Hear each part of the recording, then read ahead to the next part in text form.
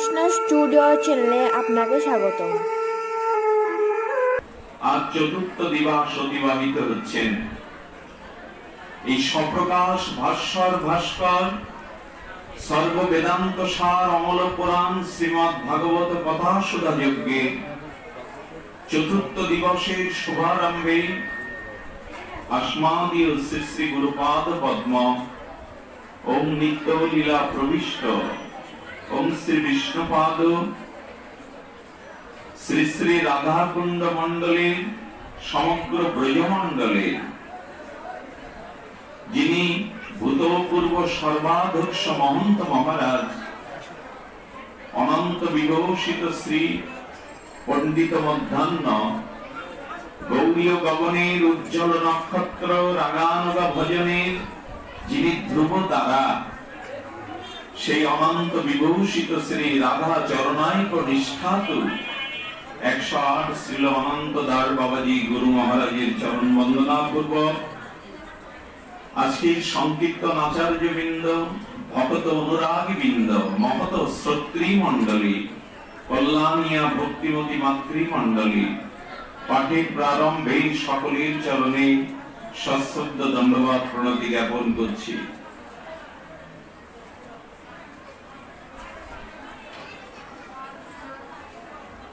আজকের আলোচ্য বিষয়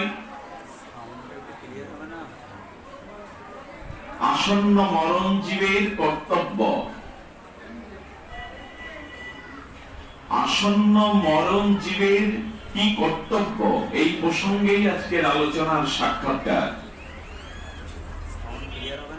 অমল পুরাণ শ্রীমৎ ভাগবতে শিল পরীক্ষিত মহারাজ ব্রহ্ম শাপগ্রস্ত হয়ে পরমহংস চূড়ামণি, আরে এত কোলাহল কেন রাধে?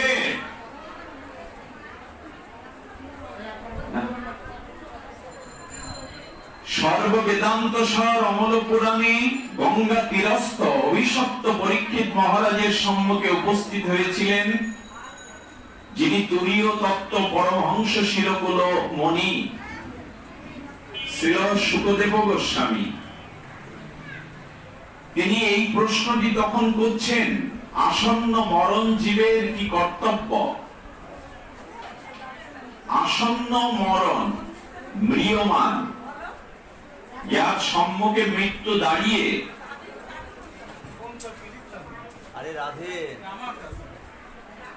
এই আসন্ন মরণ জীবের আমাদের কি কর্তব্য? এই প্রশ্নটি অত্যন্ত সমীচীন। কারণ ঋষির অভিশাপে পরীক্ষিত মহারাজ শুধু 7 দিনে মরবেন এই অভিসম্পদ গ্রহণ করেননি, প্রতিটি জীবের জন্মের সাথে সাথে এই অভিশাপ আমরা বহন করছি, মৃত্যুরূপ কালরূপ অভিশাপ। মরণকে কে সাথে নিয়ে জন্মায়নি? সকলেই নিজের আসন্ন মৃত্যুকে সাথে নিয়েই তো জন্মেছে। এই জন্ম মৃত্যু জরা ব্যাধি ক্ষুধা পিপাসার আবর্তনময় অনিত্য কালের দ্বারা কবলিত এই সংসার। এই জন্য প্রত্যেকের মৃত্যু তো সম্মুখে দাঁড়িয়ে, আসন্ন মৃত্যু আমাদের। জানেন, যারা আবেগ তাড়িত অজ্ঞানগ্রস্ত কৃষ্ণ বিমুখ জীব, যারা ভোগী আসক্ত প্রবান, এদের সামনে যদি কাউকে বলে আমি বেশি দিন বাঁচবো না, আসন্ন মৃত্যু, তবে কৃষ্ণ বিমুখ অবিদ্যা অস্মিতাগ্রস্ত সাধারণ জীব মুখে হস্ত দিয়ে আচ্ছাদন দিয়ে বলে মরণের কথা বলো না, মরণের কথা বলতে না, এটা আবেগী কথা। সাধারণত এই কথা বলে মরণের কথা তুলো না, মরণের কথা বলো না। কিন্তু জ্ঞানী যারা, তত্ত্বদর্শী যারা, যারা প্রগতিশীল ভক্তি পথের সদ্গুরুদেবের কৃপা পেয়েছেন, যাদের সাধুর সঙ্গে আত্ম অনুভূতি হয়েছে, তারা সর্বদা বলে না মরণের কথাকে ভাবতে হয়, মরণকেই সামনে দেখতে হয়। আবেগী যেমন মরণকে ভুলে থাকতে চায়, মরণকে জীবনের সম্মুখ থেকে তিরোহিত করতে চায়, সদ্গুরুর কৃপালব্ধ সাধু সঙ্গে যাদের রতিমতি হয়েছে, সেই প্রগতিশীল সাধন ভজনের পথে যারা উঠেছেন, তারা মৃত্যুকে সর্বদা সামনে দেখতে চান, মরণের কথা তারা ভুলে থাকতে চান না। এই জন্য বলছেন যোগীন্দ্র মনীন্দ্র যুগ যুগান্তর যারা তপস্যা করেছে তারাও তো সবাই ছিলেন। ম্রিয়মান পরীক্ষিত শুধু নয়, যারা মৃত্যুঞ্জয়ী যোগীন্দ্র মনীন্দ্র ব্রহ্মর্ষিবৃন্দ, তারাও গঙ্গা তীরস্থ পরীক্ষিতের সভাতে শ্রী সুখদেব গোস্বামী চরণ পদ্মে বসেছেন। তখন সুকমণি মহারাজ পরীক্ষিতকে অভিনন্দন জানালেন এই প্রশ্নটির জন্য। পরমহংস পরিব্রাজক শ্রী সুখদেব গোস্বামী প্রসন্ন দৃষ্টিতে বলছেন, আপনাকে অভিনন্দিত করি, এই প্রশ্নটা করেছেন আপনি যে আসন্ন মরণ জীবের কি কর্তব্য। উনি বলছেন, বরিয়া নেশ হতে প্রশ্ন নিপ লোকহিতম। হে রাজন, আপনি যে আসন্ন মরণ জীবের কর্তব্য সম্পর্কে জিজ্ঞাসু হয়েছেন, এটি বরিয়া নেশ প্রশ্ন। পৃথিবীতে এর থেকে বড় প্রশ্ন আর নাই। এই দেখুন কি বলছেন ভাগবত, আমার মৃত্যু সম্মুখে আমার করণীয় কি, এই প্রশ্নের থেকে পৃথিবীতে উত্তম প্রশ্ন আর নাই। আমি ম্রিয়মান মরণের কূলে দাঁড়িয়ে আসন্ন মৃত্যু আমার কর্তব্য কি আপনি নির্ণয় করুন। বলিয়া দেশ হতে প্রশ্ন, এর থেকে বড় জিজ্ঞাসা জগতে আর হতে পারে না। আসন্ন মরণ জীবের কি কর্তব্য। তো বলছেন লোকহিত নিপ, এর দ্বারা হে মহারাজ, এর দ্বারা জগৎ জীব কল্যাণ প্রাপ্ত হবে। এসব প্রশ্ন বলিয়ান জীবনের যত রকমের প্রশ্ন জিজ্ঞাসা আছে, সব থেকে সর্বোত্তম শ্রেষ্ঠ জিজ্ঞাসা হলো আসন্ন মৃত্যুর সম্মুখে দাঁড়িয়ে আমার কি কর্তব্য। আচ্ছা, মহারাজ পরীক্ষিত 7 দিনে মরবেন, এটাই তো। আপনাদের মধ্যে কেউ যদি দাবি তোলে আমি তো 7 দিনে মরবো না, তার মতো অভিশপ্ত নই আমি। ভাগবত বলছেন, তোমার জন্য নূতন করে আর দিনপঞ্জি আর একটা তৈরি হবে না। ওই 7 দিনেই তোমারও মৃত্যু হবে, কারণ এই 7টা দিনের বাইরে আর কোন নূতন দিন সৃষ্টি হবে কি? শুক্র শনি রবি সোম মঙ্গল বুধ বৃহস্পতি, এর বাইরে আর আমার জন্য নূতন কোন দিন সৃষ্টি হবে কি? এই 7 দিনের যে কোনো একদিনেই তো আমার জীবন অবসান ঘটবে, আয়ু সূর্য স্থমিত হবে, আলাদা করে তো দিন পাবো না। বরঞ্চ উনি সৌভাগ্যবান, উনি পঞ্চ পাণ্ডবদের উত্তরসূরি। পরীক্ষিত মহারাজের সৌভাগ্য ছিল, জানতে পেরেছিলেন ওনার 7 দিনে মৃত্যু। আমাদের জানা নেই 7 সেকেন্ড পরে আমরা মরবো কিনা। এই জন্য ওনার থেকে আমাদের তৎপর হওয়া বেশি প্রয়োজন। মৃত্যুকে আমরা স্মরণে আনতে চাই না। এই জন্য বলছেন, মৃত্যুরূপ একটা কাল সর্প আমাদের মস্তকে। এই দেখুন বলছেন, আপনার অভিশাপ নেই কেন? মৃত্যুটা তো একটা কাল সর্প। ওই মৃত্যুরূপ কাল সর্প অভিসম্পদ হয়ে আমার মাথায় ফনা তুলেছে। যে কোনো মুহূর্তে এই সংসারটা মৃত্যুময়। এই কথাটা মানুষ ভুলে যায় কেন? সদ্গুরুর কৃপা না হলে, হরিনাম আশ্রয় না করলে, শুদ্ধ সাধুর অনুভূতি অপরোক্ষ অনুভব হৃদয়ে প্রবেশ না করলে কেউ বুঝতে পারে না এটা মৃত্যুময় সংসার। গোবিন্দ বারবার বলেছেন, কারো ঘরে যদি সর্প প্রবেশ করে, বিষাক্ত কাল সর্প কারো গৃহে যদি প্রবেশ করে, আর সেই সর্পটা যদি ঘরের ভিতরে প্রবেশ করে অদৃশ্য হয়, ঘরের যারা সদস্য তারা নিশ্চিন্তে কি ঘরে বাস করতে পারবে, শয়ন ভোজন করতে পারবে? আমাদের এই দেহেতে মৃত্যুরূপ কাল সর্প সর্বদা বিরাজ করছে, আমাদের এই জন্য শান্তি নেই। এই জন্য বলছেন, এই ওনাকে বসতে বলুন, সামনে এভাবে আসেন কেন? বসে পড়ুন এক সাইডে।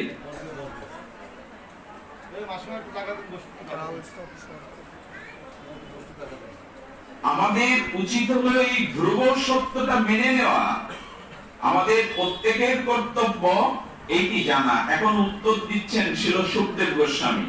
কি উত্তর দিচ্ছেন? উত্তর দিচ্ছেন তস্মাৎ ভারত সর্বেশ্বর হরি স্তম শ্রোতব্য কীর্তিতব্য স্মর্তব্য ইচ্ছায়ত অভয়ম। আপনাদের একটা মার্মিক কথা বলি, আমরা নির্ভয় হতে পারি না। আমাদের নির্ভয়ের স্থান নেই বললেই চলে, কারণ আমরা সবখানেই ভয়। আমাদের গোবিন্দ বলেছিলেন যদি কেউ ব্রহ্মালোকেও যায় ওইখানেই ভয় তাকে পরিত্যাগ করবে না, কারণ ব্রহ্মালোকেরও ওইখান থেকে গেলে আবারও পুনরাগমনায় আছো। ব্রহ্ম ভুবনালোকা পুনরাবর্তিন সহার্জুন। এই মৃত্যুরূপ কাল সর্পটা স্বর্গে গেলে নয়, ব্রহ্মা লোকে গেলেও আপনার পেছনে দৌড়াবে, কারণ ব্রহ্মাও একদিন শেষ হয়ে যাবে। ব্রহ্মাও অমর নন, ব্রহ্মারও একটা পরার্ধ কাল আয়ু আছে, তারপর ব্রহ্মাও শেষ হয়ে যাবে। ব্রহ্ম ভুবনালোকা। গোবিন্দ বলছেন একমাত্র সদ্গুরু কৃপায় কেউ যদি আমার রাতুল আতুল চরণে আশ্রয় নিতে পারে, তখন পিছন ফিরে জীব দেখবে আর তার পেছনে মৃত্যুরূপ সর্বনাশ। একমাত্র গোবিন্দ চরণ রাধারানীর চরণে যদি কেউ সমাপিত হতে পারে, তখন দেখবে আর কারো সর্বনাশ। ব্রহ্ম ভুবনালোকা পুনরাবর্তিন সহার্জুন মানব পেত্ত তূপন্তে ও পুনর্জন্ম ন বিদ্যতে। এই জন্য বলছেন গোস্বামীগণ টিকাতে বলেছেন সর্বাত্মা ইতি পৃষ্ঠতম। হে জীব, তুমি তোমার চির আপনকে, তুমি তোমার চির শরীরকে চিনে নাও। এই জগৎ অনিত্য, এই জগৎ কাল কবলিত, এই জগৎ মৃত্যুর মুখে দাঁড়িয়ে। আমাদের জন্মের পর মা আমরা দুটো অভিশাপ নিয়ে জন্মেছি সকলেই। যেদিন ভূমিষ্ঠ হলাম মাতৃগর্ভ থেকে, প্রত্যেকের মস্তকে দুটো অভিশাপ নিয়ে জন্মেছি আমরা। এই দুটি অভিশাপ হলো স্বার্থ আর সসুখ বাসনা। আবার বলি, স্বার্থ আর সসুখ বাসনা। একটা হলো অনিত্যতা, আর একটা হলো স্বার্থ। স্বার্থ অর্থাৎ এই জগতে যাদেরকে ভালোবাসি, আত্মনস্তু তু কামায়া সর্বং প্রিয়ং ভবতি। শাস্ত্র বলেছে যারা আমাকে প্রিয় বলে আর প্রিয়তার আবেশে ভালোবেসে অনুরাগে আমাকে বেঁধে রেখেছে, আমাকে মায়ার দ্বারা আবিষ্ট করেছে, বললেন এটা তাদের সসুখ বাসনা। আত্মনস্ত তু কামায়া সর্বং প্রিয়ং ভবতি। আপনাকে ভালোবাসে কেন জানেন? সংসারের লোক, স্বামী পুত্র, এই সংসারের লোক ভালোবাসে কেন? আপনার কাছ থেকে কিছু সুখ আদায় করে নেওয়ার জন্য আপনাকে মনে রাখে। যেদিন এই জগতে অন্য কারো সুখ দিতে অক্ষম হয়ে যাবেন, সেদিন আপনাকে আর কেউ চাইবে না। এই জগতের একটা অনিত্যতা হলো যেদিন আপনার থেকে কেউ আর সুখ আদায় করতে পারবে না, সেদিন আপনাকে আর কেউ রাখবেই না। এটাই জগতের অভিশাপ। যে বস্তু থেকে আমরা সুখ পাই, সুখ গ্রহণ করি, এই বস্তুকে ততদিন আদর করে সোহাগ ভরে কাছে রাখি। যে বস্তু থেকে ভালোবাসা পাই না, এই বস্তু আমরা ছুঁড়ে ফেলে দিই। এটাই হলো জগতের একটা অভিশাপ। যতদিন সংসারকে, স্ত্রী পুত্রকে তাদের স্বার্থ, স্বার্থ শব্দের অর্থ হলো স্ব মানে নিজ, স্বার্থ অর্থাৎ অর্থ শব্দের অর্থে প্রয়োজন। স্বার্থ স্ব মানে নিজ, অর্থ মানে প্রয়োজন। এই সকল সংসারে আমার কাছে সবাই প্রয়োজনের জন্যই আমাকে ভালোবাসে। যেদিন আর ওদের প্রয়োজন মিটাতে পারবো না, সেদিন আর আমায় কেউ মনে রাখবে না। আর একটা অভিশাপ কি? একটা হলো স্বার্থ, আর একটা অভিশাপ হলো অনিত্যতা। এই জগতে কোনো কিছুই নিত্য নয়। কোনটা বন্ধ করুন রাধে। এই জগতে কোনো কিছু নিত্য নয়। অনিত্য কাকে বলে বাবা? এগুলো একটু না বুঝলে, ভাগবত এই জন্য রহস্যময় শাস্ত্র, সর্বপনিষদ সার। হই হুল্লোড় করে ভাগবতে প্রবেশ করা যাবে না। যথাযথ সৌবীন্দ্র সিদ্ধান্ত রত্নের মধ্যে ভাগবতে প্রবেশ করতে হবে। ভাগবত বলছে তোমার জীবনে একটা অভিশাপ আছে স্বার্থ, আর একটা অভিশাপ আছে অনিত্য। অনিত্য কাকে বলে? যার স্থায়িত্ব নাই, যা চিরদিন থাকবে না, তাকে বলে অনিত্য। এই জগতে কি থাকবে চিরদিন? রূপ, যৌবন, সম্পদ, অর্থবিত্ত, কিছুই তো চিরদিন না। কথাটা আমরা সবাই জানি, কিন্তু আমাদের অনুভূতিতে আসেনি। এমনি মুখস্থ করে বলি জগৎ অনিত্য, কিন্তু কথাটার অনুভূতি আমাদের ভেতরে আসেনি। অনিত্য কাকে বলে? যা চিরস্থায়ী। এই জগতে কি চিরস্থায়ী? একমাত্র ভক্তি, ভগবান আর ভক্ত, এই ত্রয়ী বাদে আর জগতে পরিদৃশ্যমান বিশ্ব চরাচরে অনন্ত ব্রহ্মাণ্ডে যা কিছু সব অনিত্য। অনিত্যটা একটু বুঝতে হবে। আচ্ছা, মায়ের কোলে অমৃত দুগ্ধ পান করছে যে শিশুটি, সেই সহাস্য সরল বদনে পিজুল সমৃত মাতৃদুগ্ধ পান করছে শিশু। কালক্রমে ক্রমোন্নতিতে বিবর্তন বাদে শিশুটি যখন 12 বছরের কিশোর হলো, 11 বছরের কিশোর হলো, তখন মায়ের কোল আর মানাবে তো শিশুর মতো? মানাবে কি? যদিও মায়ের কোলে ওঠে, মায়ের স্তনে বিধাতা বা প্রকৃতির নিয়মে দুগ্ধ তত্ত্বটা কি থাকবে 12 বছর পর? এরই নাম অনিত্য। একদিন ছিল, আজ আর নেই। বোঝা গেল কি? যা ছিল আজ আর নেই, এরই নাম অনিত্য। থাকবে না তো। যৌবনটা তো 2 দিনে ঘুরিয়ে যাবে। যে যৌবনের এত কদর, ভোগ বিলাসে মর্ত, এটাও তো রোগ ব্যাধি জড়া এসে ঘুরিয়ে যাবে। আসলে ভক্তির বিরোধী হলো এই অনিত্যতা। একমাত্র নাম নিত্য, প্রেম নিত্য, ভক্তি নিত্য, ভগবান নিত্য, ভক্ত নিত্য।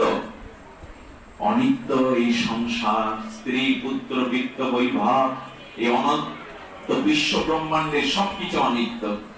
অনিত্যটা কিরকম জানেন? এক 80 বছরের বৃদ্ধ সেই গৃহ কোণে বসে মনে করছে, আমি শিশুকালে হাসতাম, সরল বদনে, সহস্য বদনে হেসে বাড়ির সবার মন ভালো করতাম। যে বাড়িতে শিশু আছে, যে বাড়িতে শিশু আছে, তার সরল বদনের উচ্ছ্বসিত হাসিতে বাড়ির মন ভালো করে দেয় না? এইখানে আসুন বাবা, এইখানে আসুন। সহস্য বদনে সরল শিশু যখন হাসে, শিশুর হাসিতে বাড়ির সকলের কিন্তু মন ভালো হয়, হয় কি না? বাবা, ওই শিশুটি যখন 80 বছরের বৃদ্ধ রূপ নিল, তো 80 বছরের বৃদ্ধ যদি মনে করে যে আমি আজকে একটু হেসে সকলের মন ভালো করব, ওই একই ব্যক্তি শিশুকালে হেসে সবার মন ভালো করত, 80 বছরের জরাজীর্ণ বৃদ্ধ হাসলে কি আর শিশুর মতো হাসি মানাবে? এরই নাম অনিত্য। যা ছিল তা নাই। অনিত্য আরেকটা সুন্দর করে বোঝানো যায়, সেটি হলো কি? আজকে রাত্রে বাড়ি গিয়ে কাল প্রভাতে সব দর্পণের সামনে দাঁড়াবেন। দর্পণ মানে আয়নার সামনে দাঁড়াবেন। ওইখানে ডান হাত দেখালে দর্পণের মধ্যে কোন হাত দেখা যায়? কেন দেখা যাবে? আমি তো আমাকেই দেখছি দর্পণের মধ্যে। বলেন, এক গোবিন্দ ছাড়া, ভক্তি ছাড়া এই জগতে সব বিপরীত, উল্টো। একমাত্র শ্রী গোবিন্দ, শ্রী ভক্তি, হরিনাম ব্যতীত আর যা কিছু দেখছো বিপরীত। মা এর মধ্যে এসে এইভাবে বসো না, ওইখানে বসতে দাও না, এর মধ্যে বারবার আসলে ওনাকে বসতে দাও, ওইখানে বসতে দাও। কে কার কথা শুনে? কি বলছিলাম আমরা? না, অনিত্যতা আমাদের জগতে দেখেও আমরা দেখি না, অনুভূতি নাই।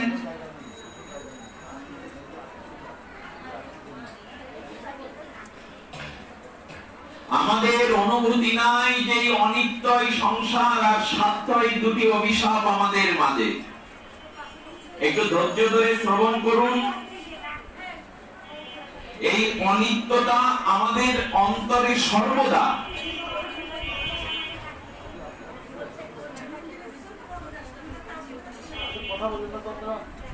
রাধে রাধে।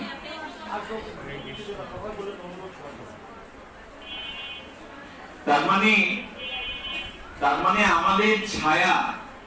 আচ্ছা বাবা, কায়া থেকে ছায়াটা ভূপাতিত হয় মাটিতে, তো ছায়া তো আমার দেহেরই ছায়া। ওর ক্ষুধা তৃষ্ণা ব্যথা অনুভূতি আছে তো?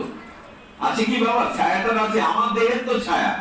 ওকে পেটালে বা ওকে ছুরি দিয়ে কাটলে আঘাত পাবে তো? না। ক্ষুধা তৃষ্ণা জরাব্যাধি দেহের ধর্ম, ছায়ার ধর্ম নয়। যেমন অনিত্যটা হলো নিত্য বস্তুর ছায়া মতো, এতে সার কিছু নাই।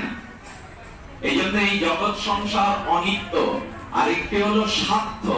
এই দুটি অভিশাপের মধ্যে একমাত্র শাস্ত্রে বলেছে তবে প্রিয় কি, নিত্য বস্তু কি, শাশ্বত সনাতন বস্তু কি?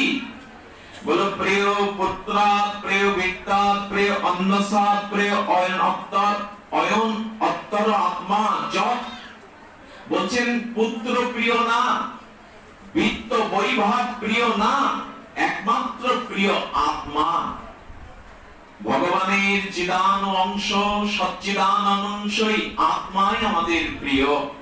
যতদিন দেহ ভোগ আছে, দেহ বাসনা আছে, দেহকে সাজগোজ করবার ইচ্ছা আছে, আচ্ছা এটা তো চৈত্র মাস, বৈরাগ্য সূচিত মাস, ভগবান শঙ্করের লীলা মহিমার মাস। ভগবান শিব গায়ে কি মেখে নিয়েছেন? শ্মশানের চিতা। যিনি সত্যম শিবম সুন্দরম মহাযোগেশ্বর, যিনি অভিন্ন দেব নাম, দেবাদিদেব, যিনি ঈশ্বর নাম, ঈশ্বর ঈশ্বর মহেশ্বর। ভগবান তুমি আর গায়ে মাখার কিছু পাওনি, চিতার ভস্য মেখেছো। ভগবান শঙ্কর বললেন রাজার ছেলে, যুবরাজের ছেলে পোড়ালেও তো এক মুঠো ছাই ছাড়া কিছু পাওয়া যাবে না। আচ্ছা কোন রাজকুমারীকে স্বর্ণ পেটিকায়, সোনার বাক্সের মধ্যে, রাজকুমারী যুবতী মারা গেছে, সোনার বাক্সের মধ্যে সুগন্ধি ফুল দিয়ে রেখে দিলেন। 15 দিন পর পেটিকার ঢাকনা খুললে তার মধ্যে পোকা ছাড়া যুবতী সুন্দরী কুমারীর দেহ কি পাওয়া যাবে? পোকা তো। এত সাজন গোজন, এত কিছু প্রসাধন, এত কেন? যারা দেহকে নিয়ে মেতে আছে তাদের ধর্ম জগতের প্রবেশ অধিকারই নেই। তারা এক পাও ভক্তি জগতে এখনো এগোয়নি। যারা এই দেহের আমি বুদ্ধি করে, আমি দেহ, আমার দেহ, এই দেহের ভোগে যাদের কাল কাটাই, ঠাকুর মশাই বলেছেন দেহে না করিও আস্থা। এই ছোট্ট দুটি শব্দ বুঝতে পারলে অনেক পথ এগিয়ে যেতে পারবেন, ভক্তির আলোক পাবেন। আস্থা শব্দের ভরসা, বলেছেন আস্থা শব্দের অর্থ হলো ভরসা, আস্থা শব্দের অর্থ হলো বিশ্বাস, আস্থা শব্দের অর্থ হলো যত্ন, অবলম্বন। খবরদার দেহকে কেউ ভরসা করো না। কমল দলজল জীবন টলমল, পদ্মপত্রের উপরে বিন্দু জলকণা রাশি যেমন বাতাসে ঝরে যায়, বেশিক্ষণ থাকে না, তেমনি দেহকে ভরসা করবে না। কারণ নিঃশ্বাসটা বাইরে গেল, আর প্রত্যাহার করলাম, আর গ্রহণ করতে পারলাম না, এর নাম শেষ নিঃশ্বাস ত্যাগ। কেউ মারা গেলে নিমন্ত্রণ পত্রে লেখে, প্রচার পত্রে অমুক শেষ নিঃশ্বাস, তাকে কি ভরসা করবেন? নিঃশ্বাসকে কি ভরসা করবেন? পোকা ছাড়া। আরে নিঃশ্বাসটা প্রত্যাহার করলাম, গ্রহণ করতে পারলাম না, এর নামই তো শেষ নিঃশ্বাস ত্যাগ। কে ভরসা করবে? কে না? কি এক যন্ত্রণার মধ্যে পড়ে গেছে। কথা বলো না, রাধে রাধে। এত মানুষ কষ্ট পাচ্ছে বাইরে, কেন মা? হাত ধরি, চরণ ধরি।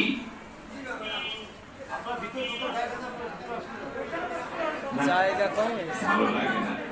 সর্বত্রা ইতি পৃষ্ঠতাম, প্রিয় পুত্র, প্রিয় বিত্তা, প্রিয় অন্নসাৎ, প্রিয় সর্বসাৎ যৎ অন্তর অয়ন অয় আত্মা, আত্মাই প্রিয়। এই জন্য বলছেন জীবনে ভরসা করো না।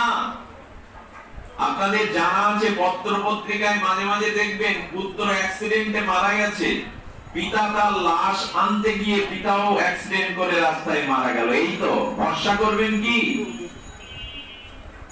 জগতে যারা ভরসা করে বসে আছেন, এর মধ্যেই যেন না হয় কালকে বুকে ব্যথা উঠলো আর পরীক্ষা নিরীক্ষা করে বললো আপনার বাল্ব নষ্ট হয়ে গেছে, কিডনি দুটো ড্যামেজ হয়ে গেছে। কি করবেন আপনি?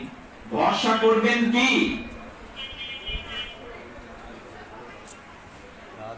বাবা এইভাবে কথা বললে হবে না বাবা, শান্ত থাকো।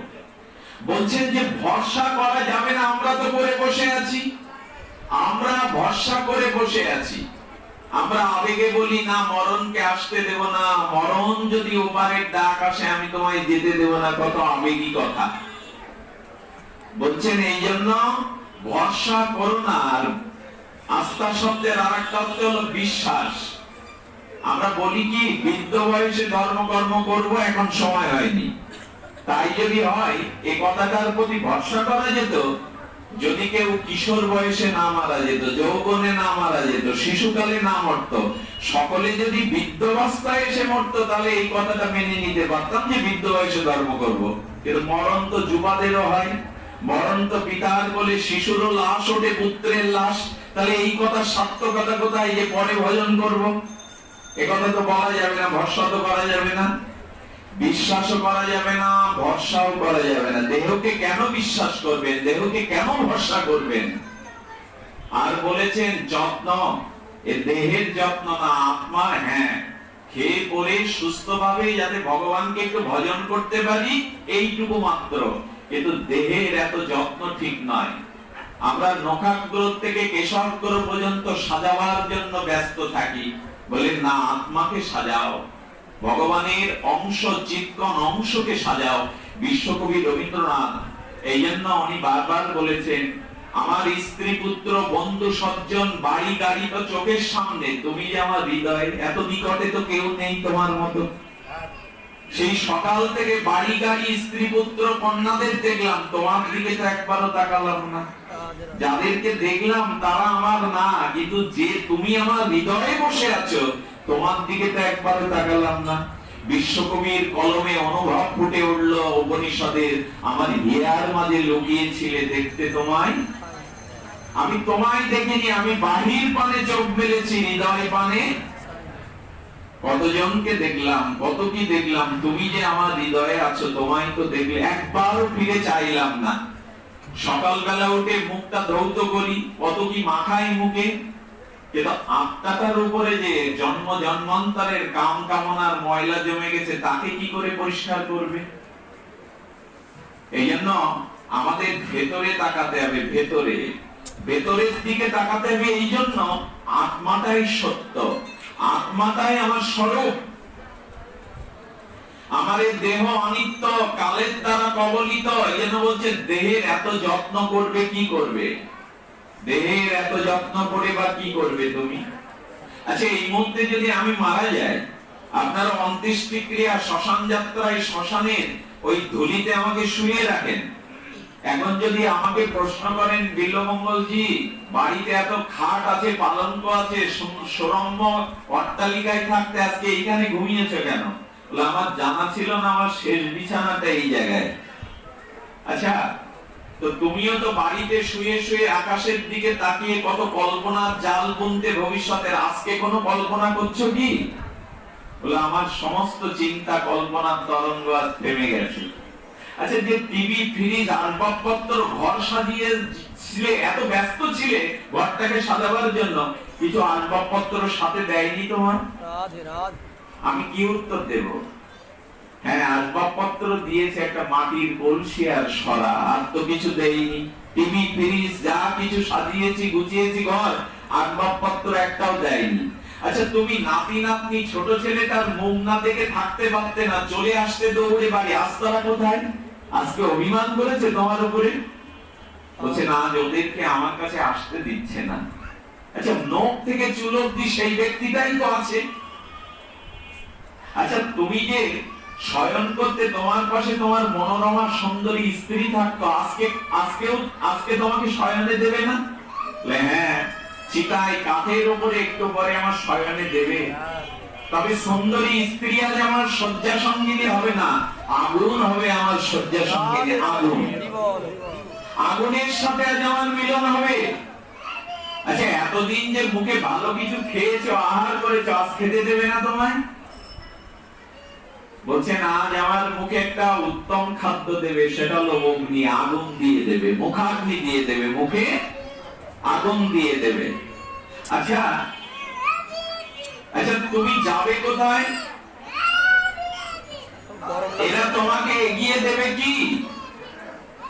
এটা মর্মান্তিক সংবাদ শুনুন, যেটা শুনলে এক পা এগিয়ে যেতে পারবেন। অন্ত্যেষ্টিক্রিয়া দাহ সংস্কারে কোন ব্যক্তিকে চিতায় পড়ানোর পরে তা মাটির কলসি 4 ফুটের মধ্যে দেয়া হয়, আর পেছন দিক দিয়ে কোন পুত্র সজ্জন কুড়াল দিয়ে ভেঙে দিয়ে বলে ওদিকে আর কেউ ফিরে, বলে কিনা? ওদিকে আর কেউ ফিরেছেও না।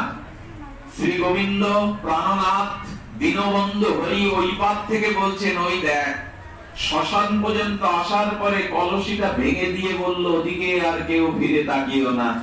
আজ আর তোর জীবনের এই অন্ধকার পরে, মৃত্যুর পরে চলার পথে আজ তোর কোনো বন্ধু, কোনো সজ্জন, স্ত্রী, পুত্র নাই। আজ আমি ছাড়া তোর কোনো বান্ধবী নাই, আমি ছাড়া তোকে এগিয়ে নেওয়ার জন্য কেউ আসবে না। এই কথাটাকে ভাবি আমরা, মরার পরে আমাকে এগিয়ে নেওয়ার জন্য এই কলসিটা ভাঙতে পারলেই হলো।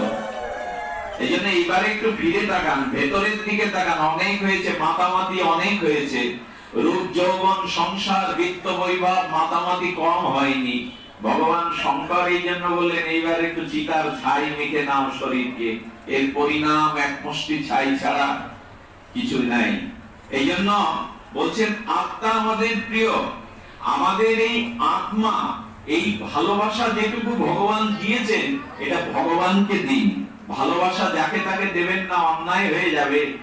একটা অপূর্ব কথা বলি আপনাদের, যে কথাটা ব্রহ্মা বলেছিলেন, এ কথা সাধারণ তত্ত্ব কথা নয়, অনুভাববেদ্য অপরোক্ষ অনুভূতির কথা। ব্রহ্মা গোবিন্দকে বলছেন, প্রভু আচ্ছা, আকাশ থেকে বৃষ্টির যে জলটা নির্ঝরণী ঝর্ণা দ্বারাই জগতে আসে, বা পাহাড় থেকে ওই মরমর প্রস্তর পাহাড় থেকে যে ঝর্ণার ধারা বয়, এই জলটা কোন দিকে যেতে চায় মা? গড়িয়ে গড়িয়ে জলটা নালা দিয়ে, খাল বিল দিয়ে, নদী দিয়ে তো সাগরে যেতে চায় নাকি? জলের শেষ গন্তব্য কোথায়? সাগর। তো নালা দিয়ে, ড্রেন দিয়ে, খাল দিয়ে, নদীতে গিয়ে মহানদী, স্রোতস্বিনী নদী, তারপর সাগরে। আচ্ছা, জলটা যেতে যেতে যদি ড্রেনের কোন ভগ্ন গর্ত অংশে স্রোতের ওই জলটা আটকে যায়, আবদ্ধশীল হয়ে যায়, 2 মাস পরে জলটার কি অবস্থা হয়? ধুলোবালি পড়ে দূষিত হয়, প্রদূষিত হয় কিনা? গাছের পাতা পড়ে ওই নর্দমার আবদ্ধ জলটা, যেটা নদী পর্যন্ত যেতে পারলো না, সাগর পর্যন্ত পৌঁছাতে পারলো না, ওই জলটা ওই আবদ্ধের গর্তের মধ্যে আবদ্ধিত হওয়ার পরে পাতা পড়ে, ধুলা পড়ে দূষিত শুধু হয়ে গেল না, পোকা হয়ে গেল। হয়ে গেল কিনা? তো জলের 3টি ধর্ম। একটা হলো জলে স্নান করা যায়, জল পান করা যায়, যায় কিনা? এই দুটো ধর্ম কি আর ওই পোকা বা দূষিত জলে থাকলো? স্নান করা যাবে না, পান করা যাবে? পোকা ঢুকে গেছে। তো তা ব্রহ্মা বলছেন, তাবদ গ্রাহ্যাস্তে না কারাগিরম গিরম তাবদ মোহনী করো যাবৎ কৃষ্ণ নতে জনা। এই শ্লোকটির উপরে আজকের সাক্ষাৎকারের বিষয়বস্তুর মূল বক্তব্য। ব্রহ্মা বলছেন, গোবিন্দ, এই আত্মা যেটা তোমার অংশ, জীবের হৃদয়ে আছে, জীবের স্বরূপ, ওই আত্মার মধ্যে একটা ভালোবাসার স্রোত দিয়েছে ভগবান। আমাদের ভেতরে যে ভালোবাসাটা, কোন দিকে যেতে চাই? জল কোথায় যেতে চাই? সাগরে। আমাদের ভেতরে যে ভালোবাসাটা ঈশ্বর দিয়ে, ভালোবাসা এই জগতের কোনো সম্পদ না। ভালোবাসা গোবিন্দ এক ফোঁটা ছিটিয়ে দিয়েছিলেন, নালে জগৎ বাঁচত না। আজও যদি জগতে ভালোবাসা না থাকতো, পুত্রের প্রতি পিতার, স্বামীর প্রতি স্ত্রীর, এই ভালোবাসাটুকু কোথা থেকে এসেছে সংবাদ জানেন কি? ভালোবাসা, ভালোবাসার ঠাকুর এক ছিটে ফোঁটা জগতে ছিটিয়ে দিয়েছিলেন। সেই প্রেমের এক কণ ডোবাই সর্ব। ভালোবাসাটা ভগবান থেকে এসেছে, এই জগৎ থেকে আসেনি। তাই ব্রহ্মার দাবি হলো, গোবিন্দ, যে ভালোবাসাটা আত্মার মধ্যে রয়েছে ওটা তোমার দিকে যেতে চাই গোবিন্দ, গৌরের দিকে যেতে চাই। আমরা ওই ভালোবাসাটা গোবিন্দ চরণে না দিয়ে, ভজনে না দিয়ে, রাধারানীর চরণে না দিয়ে, দিয়েছি সংসারকে, স্ত্রীকে, পুত্রকে গর্তের মধ্যে।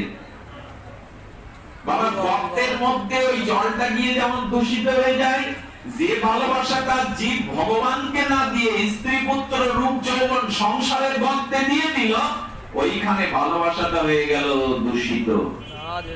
কেউ কাউকে ভালোবেসে এর পর্যন্ত জগতে শান্তি পায়নি, কারণ ভালোবাসা টিকে থাকে না। যৌবন ফুরিয়ে যায়, মৃত্যু এসে একের অভাব থেকে ছিনিয়ে নিয়ে যায়। তো মরাকে আর কে ভালোবাসে? মরা দেহটা নিয়ে আর কে ভালোবাসবে? এই জন্য বলছেন, ভালোবাসাটা হয় একমাত্র ভগবানের সাথে। আর ভগবানকে ভালোবাসলে, আচ্ছা, যে সাঁতার কাটে নদীর কূলে, পুকুরে, তার কূলে দাঁড়ালে সন্তরণ ক্রিয়া, সাঁতার কাটা লোকের ওই সন্তরণ করতে করতে দুই অক্ষটা যে তীরে দাঁড়িয়ে আছে তার গায়ে লাগে না যে সাঁতার কাটে হাত পা ছুড়ে? বললেন কি, যে ভালোবাসাটা ভগবানকে দেবে, গুরুকে দেবে, ওই ভালোবাসার ছিটে ফোঁটাটা ফিরে আসলে ওটা স্ত্রী পুত্র সংসারকে দাও, তাহলে ভালোবাসা সার্থক হবে। আর যদি ভালোবাসা সবাইকে দিয়ে ভগবানকে না দাও, নিজেকে ঠকাবে, ভালোবাসা চোর হয়ে যাবে। আচ্ছা, কখনো এরকম শুনেছেন ভালোবাসা প্রতিবাদ করে, ভালোবাসা বিদ্রোহ করে? দার্শনিকরা বলছে যে স্ত্রীকে স্বামী খুব ভালোবেসেছিল, সুন্দর স্ত্রীকে, সে যখন চিতায় পড়ে তখন ওই স্ত্রীকে যে ভালোবাসাটা দিয়েছিল ওই ব্যক্তি ওই নোনা জল পড়তে পড়তে চিতার দিকে তাকিয়ে ওই ভালোবাসাটা ভেতর থেকে বিদ্রোহ করে কি বলে জানেন? ওই ভালোবাসাটা বলে, আজ আমি প্রতিশোধ নিলাম, আমি যেতে চেয়েছিলাম গোবিন্দ চরণে, রাধারানীর চরণে, তুমি ওইখানে না দিয়ে সুন্দরী স্ত্রী যুবতীকে দিয়েছিলে, আজ আমি প্রতিশোধ নিলাম।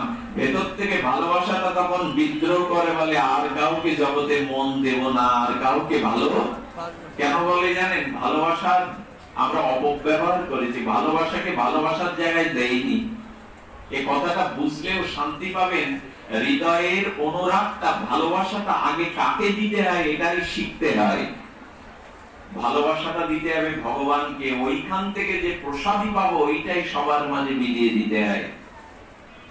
এই জন্য যারা এই বলি আওড়া ঈশ্বরের প্রয়োজন নাই, কোথায় ঈশ্বর, আগে মানুষের সেবা করো, মানুষকে ভালোবাসো, এরা ভুল কথা বলে।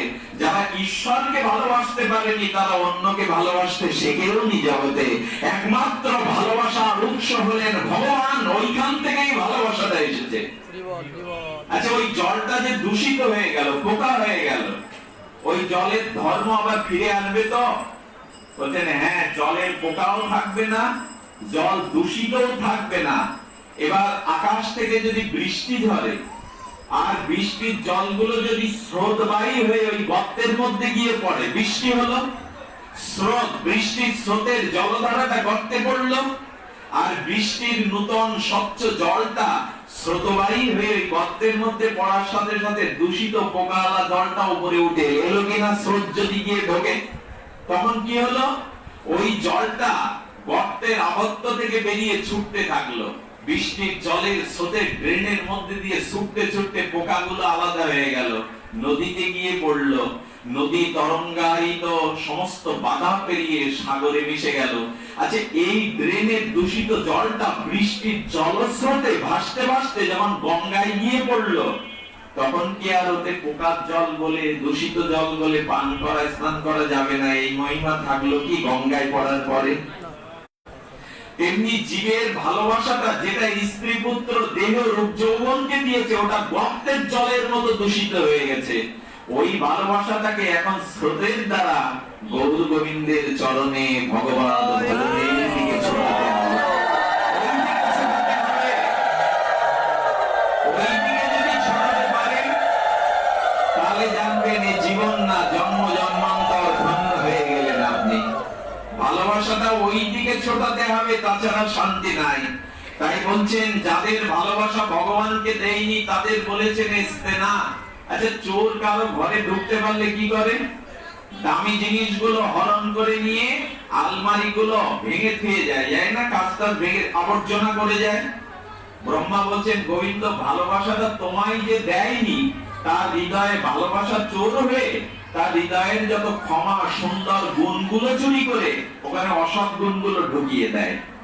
যারা তোমায় ভালোবাসেনি গোবিন্দ, তাদের হাতে মায়ার শিকল বাঁধা। যারা গোবিন্দকে বুকে নেয়, বসুদেব আর দেবকী কংসের কারাগারে যেমন কৃষ্ণকে কোলে নিলেন, তখন কি হলো? অন্ধকার কারাগার আলোয় ভরে গেল, গেল কিনা? যারা দেখেছেন, পাঠ করেছেন ভাগবত, মায়ার যে বেড়ি শিকল ছিল কি করে আপনা থেকেই খুলে গেল। আর সামনে যে দুয়ারটা বন্ধ ছিল, কারাগারের দুয়ার, ওটা আপনি থেকেই উন্মুক্ত হয়ে গেল। যারা পাহারা দিচ্ছিল তারাও অচেতন হয়ে। একথার অর্থ কি? এই জগৎ সংসারে যারা ভালোবেসে ভগবানকে বুকে জড়িয়ে নেয়, হৃদয়ের মাঝে ভগবানকে নেয়, তাদের এই সংসার কারাগারের অজ্ঞানাধার থাকে না, প্রেম আলোকে দিব্য আলোকে ভরে যায়। সঙ্গে সঙ্গে তাদের সামনে যত বন্ধন ছিল, হাতের যে মায়ার বেড়ি শিকল ছিল, ওগুলো খসে পড়ে। কাম করুন লোক যারা বাধা দিচ্ছিল গোবিন্দর পথে, তারাও অচেতন হয়ে ঘুমিয়ে পড়ে। এবার চলে যাও। আচ্ছা, গোবিন্দকে নামিয়ে নন্দালয়ে যখন মায়া দেবীকে কোলে নিলেন, তখন কি করলো? আবার ওকে কারাগারে করে দিল, আবার দরজা বন্ধ হয়ে গেল, আবার হাতে বেরিয়ে উঠলো। আবার প্রহরীরা বলছেন, গোবিন্দকে বুক থেকে নামিয়ে ভগবানের ভালোবাসাটা ভগবানকে না দিয়ে যদি মায়াকে দাও, সংসারকে দাও, রূপ যৌবনকে দাও, ভোগ বিলাসকে দাও, ও আবার তোমায় মায়া কোলে নিলে কারাগারে তোমাকে জন্ম মৃত্যু চক্রে চিরদিনের মতো মায়ায় আবদ্ধ করে রাখবে। এর থেকে বড় দৃষ্টান্ত আর কি আছে? এই জন্য ভালোই জীবনের এই সময়টা বুঝে নিন যে ভালোবাসাটা ভগবানকে দিতে হবে, অন্য কাউকে আগে না। আগে ভালোবাসার অধিকার যিনি ভালোবাসাটা দিয়েছেন তাকে। ভালোবাসার ঠাকুরকে শুধু ভালোবাসা দিতে হয়, শুধু ঘন্টা নাড়লে ধূপ দীপ দেখালেই যে সব হয়ে গেল, মন্ত্র বললে এমন নাই, ভালোবাসাটা তাকে দিতে হবে। যাবৎ কৃষ্ণ নহতে জনা, আর ভালোবাসা যদি তোমায় প্রভু কেউ না দেয়, তাহলে কি হয়? তাহলে তার হৃদয় বড় দূষিত হয়ে যায়। এই জন্য আপনাদের একটু নিবেদন করব, এই ভাগবত কথা শ্রবণ কেন, সাধু সঙ্গ কেন? যে ভালোবাসাটা অপব্যবহার করে অন্যকে দিয়েছি, ওই ভালোবাসাটাকে কুড়িয়ে নিয়ে গোবিন্দ চরণে দেওয়াই হলো এই সাধু সঙ্গের মহিমা, এই ভাগবত শ্রবণের মহিমা। ভালোবাসাটাকে আমরা ভুল জায়গায় নিয়োগ দিয়েছি, ভালোবাসাটাকে আমরা ভুল জায়গায় স্থাপন করেছি। এইটা ফিরিয়ে আনার জন্যই আজকের এই ভাগবত, আজকের এই হরিকথা, আজকের এই সাধু সঙ্গ। তবে যার যিনি ভালোবেসেছেন তার সঙ্গ নিতে হবে, তার সংস্পর্শে যেতে হবে, না কিন্তু এই অনুভবটা আমাদের আসবে না। সংসার যে কেমন জিনিস তা একটু বলতে হয়। যে ভ্রমিতে ভ্রমিতে যদি কেউ সাধু বোধ পায়, এই সংসারে ভ্রমণ করতে করতে কেউ যদি সাধু বোধ পায়, তাহার উপদেশ মন্ত্রে পিচাসি পালায়। এই যে ঘাড়ে ভূত করেছে আমাদের, ভূত প্রেত ভালোবাসার যেখানে সেখানে অপব্যবহার করেছি, যদি সাধু বোধ পায়, তবে সাধু মন্ত্রে, সাধু গুণগাথায়, হরি গুণগাথায় আমার পিচাসিটা পালিয়ে গিয়ে আমাকে এবার ছেড়ে দিয়ে সঠিক পথে তুলবে। তাই জীবনে যদি পথের আলোকে আসতে হয়, ভালোবাসাটা ভগবানকে দিতে হবে। তবে ভালোবাসাটা দিতে পারি না কেন? ভালোবাসাটা হচ্ছে ভালো যারা বেসেছে তাদের কাছে যাও, তাদের মুখে হরি কথা শোনো, তাহলে ভালোবাসাটা নিয়োগ দিতে পারবে। আপনাদের একটা কথা বারবার আমার পাঠ যারা ইতিপূর্বে শুনেছেন, এই ঘটনাটা বারবার শুনেছেন, আমাদের কুষ্ঠ বিপ্রের কথা। ইনি ছিলেন নবদ্বীপে। এই কুষ্ঠ বিপ্র বাসুদেব কুষ্ঠ বিপ্রে, যার নাম চৈতন্য চরিতামৃতে উল্লেখ আছে। এনার ছোট ভাই বলল, দাদা এসো দুই ভাই মিলে গৌর চরণ স্মরণ করি, গৌরকে সেবা করি, নিত্যানন্দকে সেবা করি।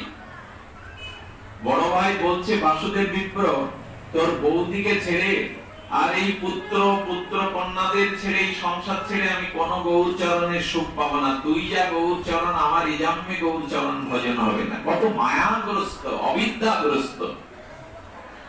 গৌর চরণে বাসুদেব গেল না। এর পরের দিন ভগবানের কি ইচ্ছা, এই বাসুদেবের দেহে দেখা দিল 500 বছর আগের ঘটনা, গলিত কুষ্ঠ। এখান থেকে 50 বছর আগে কুষ্ঠের সুচিকিৎসা ছিল না, এটা 500 বছর আগের ঘটনা। যেই কুষ্ঠ দেখা দিল মা, কুষ্ঠটা এক রাত্রেই যখন দেহ থেকে বেরোলো, প্রকাশ হলো, তখন ওনার স্ত্রী আর পুত্ররা ঘরে একটা মিটিং বসালেন। ওই ওনার স্ত্রী, বাসুদেবের স্ত্রী বলছে, খোকা তোর বাবাকে নিয়ে এক ঘরে থাকা আর সম্ভব নয়, কারণ কুষ্ঠ বড় ছোঁয়াচে রোগ। ওনার কুষ্ঠ হয়েছে বলে তো আমরা সবাই রোগগ্রস্ত হতে পারি না। সঙ্গে সঙ্গে বললেন, তালপাতার এক চালা করে বাহির বাড়িতে যতদিন রোগের একটা সুকৃতি নিষ্কৃতি না হয়, বাসুদেবকে ওইখানে রেখে গেল, জোন দিয়ে ধরে তালপাতার একটা করে। বাসুদেব মনে মনে ভাবছে, ভাই রে, তুই যে গৌর চরণে যেতে বললি, আমি যে সংসারের মায়ায় যেতে রাজি হলাম না, সংসারের যে এরকম রূপ আমার তো জানা ছিল না। একদিন আমার শরীরে কুষ্ঠ দেখা দিল, তাতে স্ত্রী পুত্র ঘর থেকেই বের করে দিল। এরই নাম সংসার, এরই নাম স্ত্রী পুত্র। আরে আমি তো বুঝতে পারিনি সংসারের এরকম মোহ। বাসুদেব তীর্থের কাকের মতো কাঁদে আর বলে, এক মুঠো দাও, বড় ক্ষুধা লেগেছে, এক মুঠো দাও। কে কার কথা শোনে মা? মুখে কাপড় দিয়ে কুকুর বিড়ালের মতো এই থালাতে দুটো ভাত ছড়িয়ে দিয়ে যায় স্ত্রী, নাকে কাপড় দিয়ে। ওই থালাটা বিড়াল কুকুর এসে চেটে চেটে উচ্ছিষ্ট করে, ওতে আবার দেয়। ওই থালা ধোয়ার মতো কোন আপনজন? পুত্রদের সাবধান করে দিয়েছে মা, তোরা মনের ভুলেও বাবার কাছে যাবি না, কুষ্ঠ বড় ছোঁয়াছে। বন্ধু বান্ধব আর আসে না, একাকী এই পোকা হয়ে গেল, কুষ্ঠ পুজ রক্তের মধ্যে কীট হয়ে গেল। পোকাগুলো যন্ত্রণা কাতরায় আর চিন্তা করে, এই নাম সংসার, কেন আগে বুঝিনি। পোকাগুলো জানো মা, পোকাগুলো ক্ষতস্থান থেকে মাটিতে ঝরে ঝরে পড়ছে, আর সেই ঝরে পড়া পোকাগুলোকে আঙুল দিয়ে তুলে আবার ক্ষতস্থানে দিয়ে হাত জোড় করে বলছেন, তোরা আমায় ছেড়ে যাস না, তোরা আমার শরীরে এসেছিলি বিধায় আমি সংসারকে, স্ত্রী পুত্রকে বুঝতে পেরেছি, তোরা না আসলে তো বুঝতে পারতাম না। বাবার লীলাটা কোন ঠাকুরমার ঝুলির গল্প নয়, এই ঘটনাটা আমাদেরই। আমি যদি প্যারালাইসিস হয়ে, আমি যদি হাত পা পড়ে গিয়ে প্যারালাইসিস হয়ে বারান্দায় পড়ে থাকি, এই লীলাটা আমারই লীলা। বাসুদেব বিপ্রের শুধু নয়, আমাদের দশাও কিন্তু এই, আমাদের দশাটাও এই। এই জন্য বাসুদেব পোকাগুলোকে আবার ক্ষতস্থানে দিয়ে বলছে, তোরা ছেড়ে যাস না, তোরা এসেছিলি তাই সংসারকে চিনতে পেরেছি, দেহকে বুঝতে পেরেছি। হঠাৎ আশার আলো জাগলো, শুনলেন পাশের এক গ্রামে মহাপ্রভু নিত্যানন্দ সহ সংকীর্তনে আসছেন। এই আশায় বুক বেঁধে ধুলায় গড়াতে গড়াতে যাচ্ছে, প্রভু যদি তোমার চরণ দেখে একবার মরতে পারি। এ জন্মে তো তোমার ভজন হলো না, এ জন্মে তো তোমার চরণাশ্রয় হলো না, আমি গড়াতে গড়াতে যাব, ধুলায় লোটাতে লোটাতে যাব, যদি তোমার চরণ দর্শন হয়। যখন পৌঁছালেন তখন বিবাহ পরিশেষে কীর্তন বিশ্রাম দিয়ে মহাপ্রভু চলে গেছেন। ওই ধুলাতে গড়াচ্ছে বাসুদেব আর কাঁদছে, হা গৌর হরি, হা পতিত উদ্ধারণ দয়াল গৌর। যখন এই গৌর হরি বলে আত্মনাদ করে ধুলায় গড়াচ্ছে, বহুদূর বহুদূর চৈতন্য মহাপ্রভু ভক্তদের বলছেন, কে যেন আমায় ডাকছে গো, আমাকে পথ ছেড়ে দাও। ভক্তগণ পেছনে তাকিয়ে বলছে, প্রভু কেউ তো তোমায় ডাকছে না, যত দূর চোখ যায় কাউকে তো দেখছি না। মহাপ্রভু বলছেন, এটা কানে শোনা যায় না, এটা হৃদয়ে, ডাক ছেড়ে দাও আমায়। প্রভু ছুটতে ছুটতে এসে দেখলেন ধুলায় ধূসারিত, পোকাগ্রস্ত, পুজ রক্তময় এই শরীর নিয়ে বাসুদেব ডাকছে, হা গৌর সুন্দর, হা গৌর হরি। মহাপ্রভু পতিত উদ্ধারণ পতিত পাবন হাত বাড়িয়ে বলছেন, বাসুদেব আয়, বুকে আয়। এসেছো তুমি প্রভু, কেউ তো আসে না, তুমি কেন এলে? বাসু ওই যে গৌর বলে ডাকলে, আমি প্রতিজ্ঞা করেছি যে হানিদায় হা গৌর বলবে, আমি তার কাছে যাব, সে আমার কাছে আসুক আর না আসুক, আমি তার কাছে ছুটে যাব। প্রভু আর এগিয়েও না, তোমার আতুল আতুল চরণ দর্শন করে আমি এই জন্মটা শেষ করতে পারলেই আমার চরম প্রাপ্তি, পরম প্রাপ্তি। বাসুদেব বিপ্রর দিকে বলছেন, কাছে যদি না আসতে দেবে তবে ডাকলে কেন? প্রাণ মাতানো গৌর বলে, এসো বাসুদেব। এই জগতের যত ব্যাধি, যত পাপ, যত দুঃখ আমি নেওয়ার জন্য এই কলিযুগে পতিত উদ্ধারণ হয়ে জীবের দ্বারে এসেছি। দাও তোমাদের যত তাপ, তোমাদের যত সাপ, তোমাদের যত মলিনতা আমাকে দাও, আমি নেওয়ার জন্য তোমার দ্বারে দাঁড়িয়েছি। বাসুদেবকে গিয়ে মহাপ্রভু গাঢ় প্রেম আলিঙ্গন দিলেন। এই পরশ পাথরের আলিঙ্গনে, প্রেমময়ের আলিঙ্গনে বাসুদেবের কুষ্ঠ বিরহিত হয়ে চিন্ময় দিব্য দেহ, এই হলো ভালোবাসার জায়গা, এই হলো ভালোবাসাটা দেওয়ার জায়গা। যাকে তাকে ভালোবেসে ভালোবাসাটা যেখানে যেখানে দিলে মর্মান্তিক ভুল হয়ে যাবে। এই জগৎ রামপ্রসাদের একটি সঙ্গীত, এটি খুব মর্মস্পর্শী। পৃথিবীর কেউ ভালো তো বাসে না, পৃথিবী ভালোবাসিতে শব্দটাকে মিথ্যা। এই পৃথিবীর কেউ ভালোবাসে না, পৃথিবী ভালোবাসিতে জানে না, যেটা আছে শুধু ভালোবাসাবাসী, সেটা যেতে প্রাণ এই এই হলো সাধকের অনুভূতি। এটা ভালোবাসা বলে না, এটা বলে ভাঙাবাসা। রবীন্দ্রনাথের নাম দিয়েছেন ভাঙাবাসা। সব ভেঙে যায়, কিছু চিরদিন থাকে না। তাই আপনাদের কাছে নিবেদন করব, এই ভালোবাসাটা ভগবানকে দেওয়ার জন্য আমাদের দুয়ারে ভগবান বারবার আসছেন।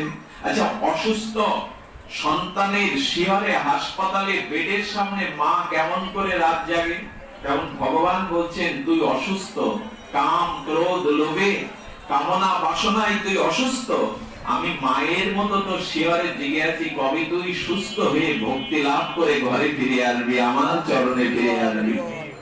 মা যেমন সন্তানের রোগশিহরে রাত জেগে রাত কাটায়, চোখের জলে বলে, খোকা কবে ভালো হবি, কবে আবার বাড়ি ফিরে যাবি, তেমন চৈতন্য মহাপ্রভু নিত্যানন্দ প্রভু জীবের মাথার কাছে এসে দাঁড়িয়ে বললেন, তোদের ভবরোগ দূর করে কবে ঘরে ফিরিয়ে নিয়ে যেতে পারবো, প্রেম মন্দিরে নিয়ে যেতে পারবো। এই প্রেমের ঠাকুরের কাছে, ভালোবাসার ঠাকুরের কাছে আমাদের আসতে হবে। এই জন্য ভাগবত বারবার বলে দিয়েছেন, আসুন ভগবানকে ভালোবাসুন। ভগবানকে ভালোবাসলেই জীবনের চরম প্রাপ্তি, পরম প্রাপ্তি। এই ভালোবাসাটা ভগবানকে দেওয়ার জন্যই আমাদের প্রস্তুতি নিতে হবে। আমাদের ভালোবাসার অনুরাগটা তাকে দিতে হবে। এটি যদি না দিতে পারি, তবে সংসারে যথার্থ ভালোবাসার সম্মান আমরা দিতে পারবো না। এই ভালোবাসার চরিত্রের জন্য আজ আপনাদের একটা অপূর্ব লীলা কথা শোনায়। কি করে ভগবানকে ভালোবাসবেন, ভালোবাসাটা জন্মাবে কি করে, এটা তো প্রয়োজন জানার, যে ভালোবাসাটা ভগবানের প্রতি কি করে জন্মাবে। নিত্য সিদ্ধ কৃষ্ণ প্রেম সাধ্য কবু নয়। শুনুন, চৈতন্য চরিতামৃতে বলছেন, আপনাদের প্রত্যেকের ভিতরে প্রেম আছে। নিত্য সিদ্ধ কৃষ্ণ প্রেম সাধ্য কবু শ্রবণাদি শুদ্ধ চিত্তে করায় উদয়। তার মানে ভালোবাসাটা, ভক্তিটা আপনাদের হৃদয়ে আছে। এটা ওই দর্পণের সামনে, দর্পণ মানে আয়নাতে মল জমে গেলে আর কি মুখ দেখা যায়? যায় কি? দর্পণে মল জমে গেলে, ময়লা জমে গেলে। তেমন ভগবানের প্রতি যে হৃদয় ভালোবাসাটার উপরে কামনা বাসনার ধুলি জমে গেছে। এখন কি করতে হবে? ওই ভালোবাসাটাকে জাগাতে হবে। ঘুমান্তকে যেমন জাগাতে হয়, তো সেটা জাগাতে হবে কি করে? সিন্নান্ত শপথা কৃষ্ণ পূর্ণ শ্রবণ কীর্তন হৃদয়স্থ অভদ্রাণি বিদুনতি সুহৃদ শতাং।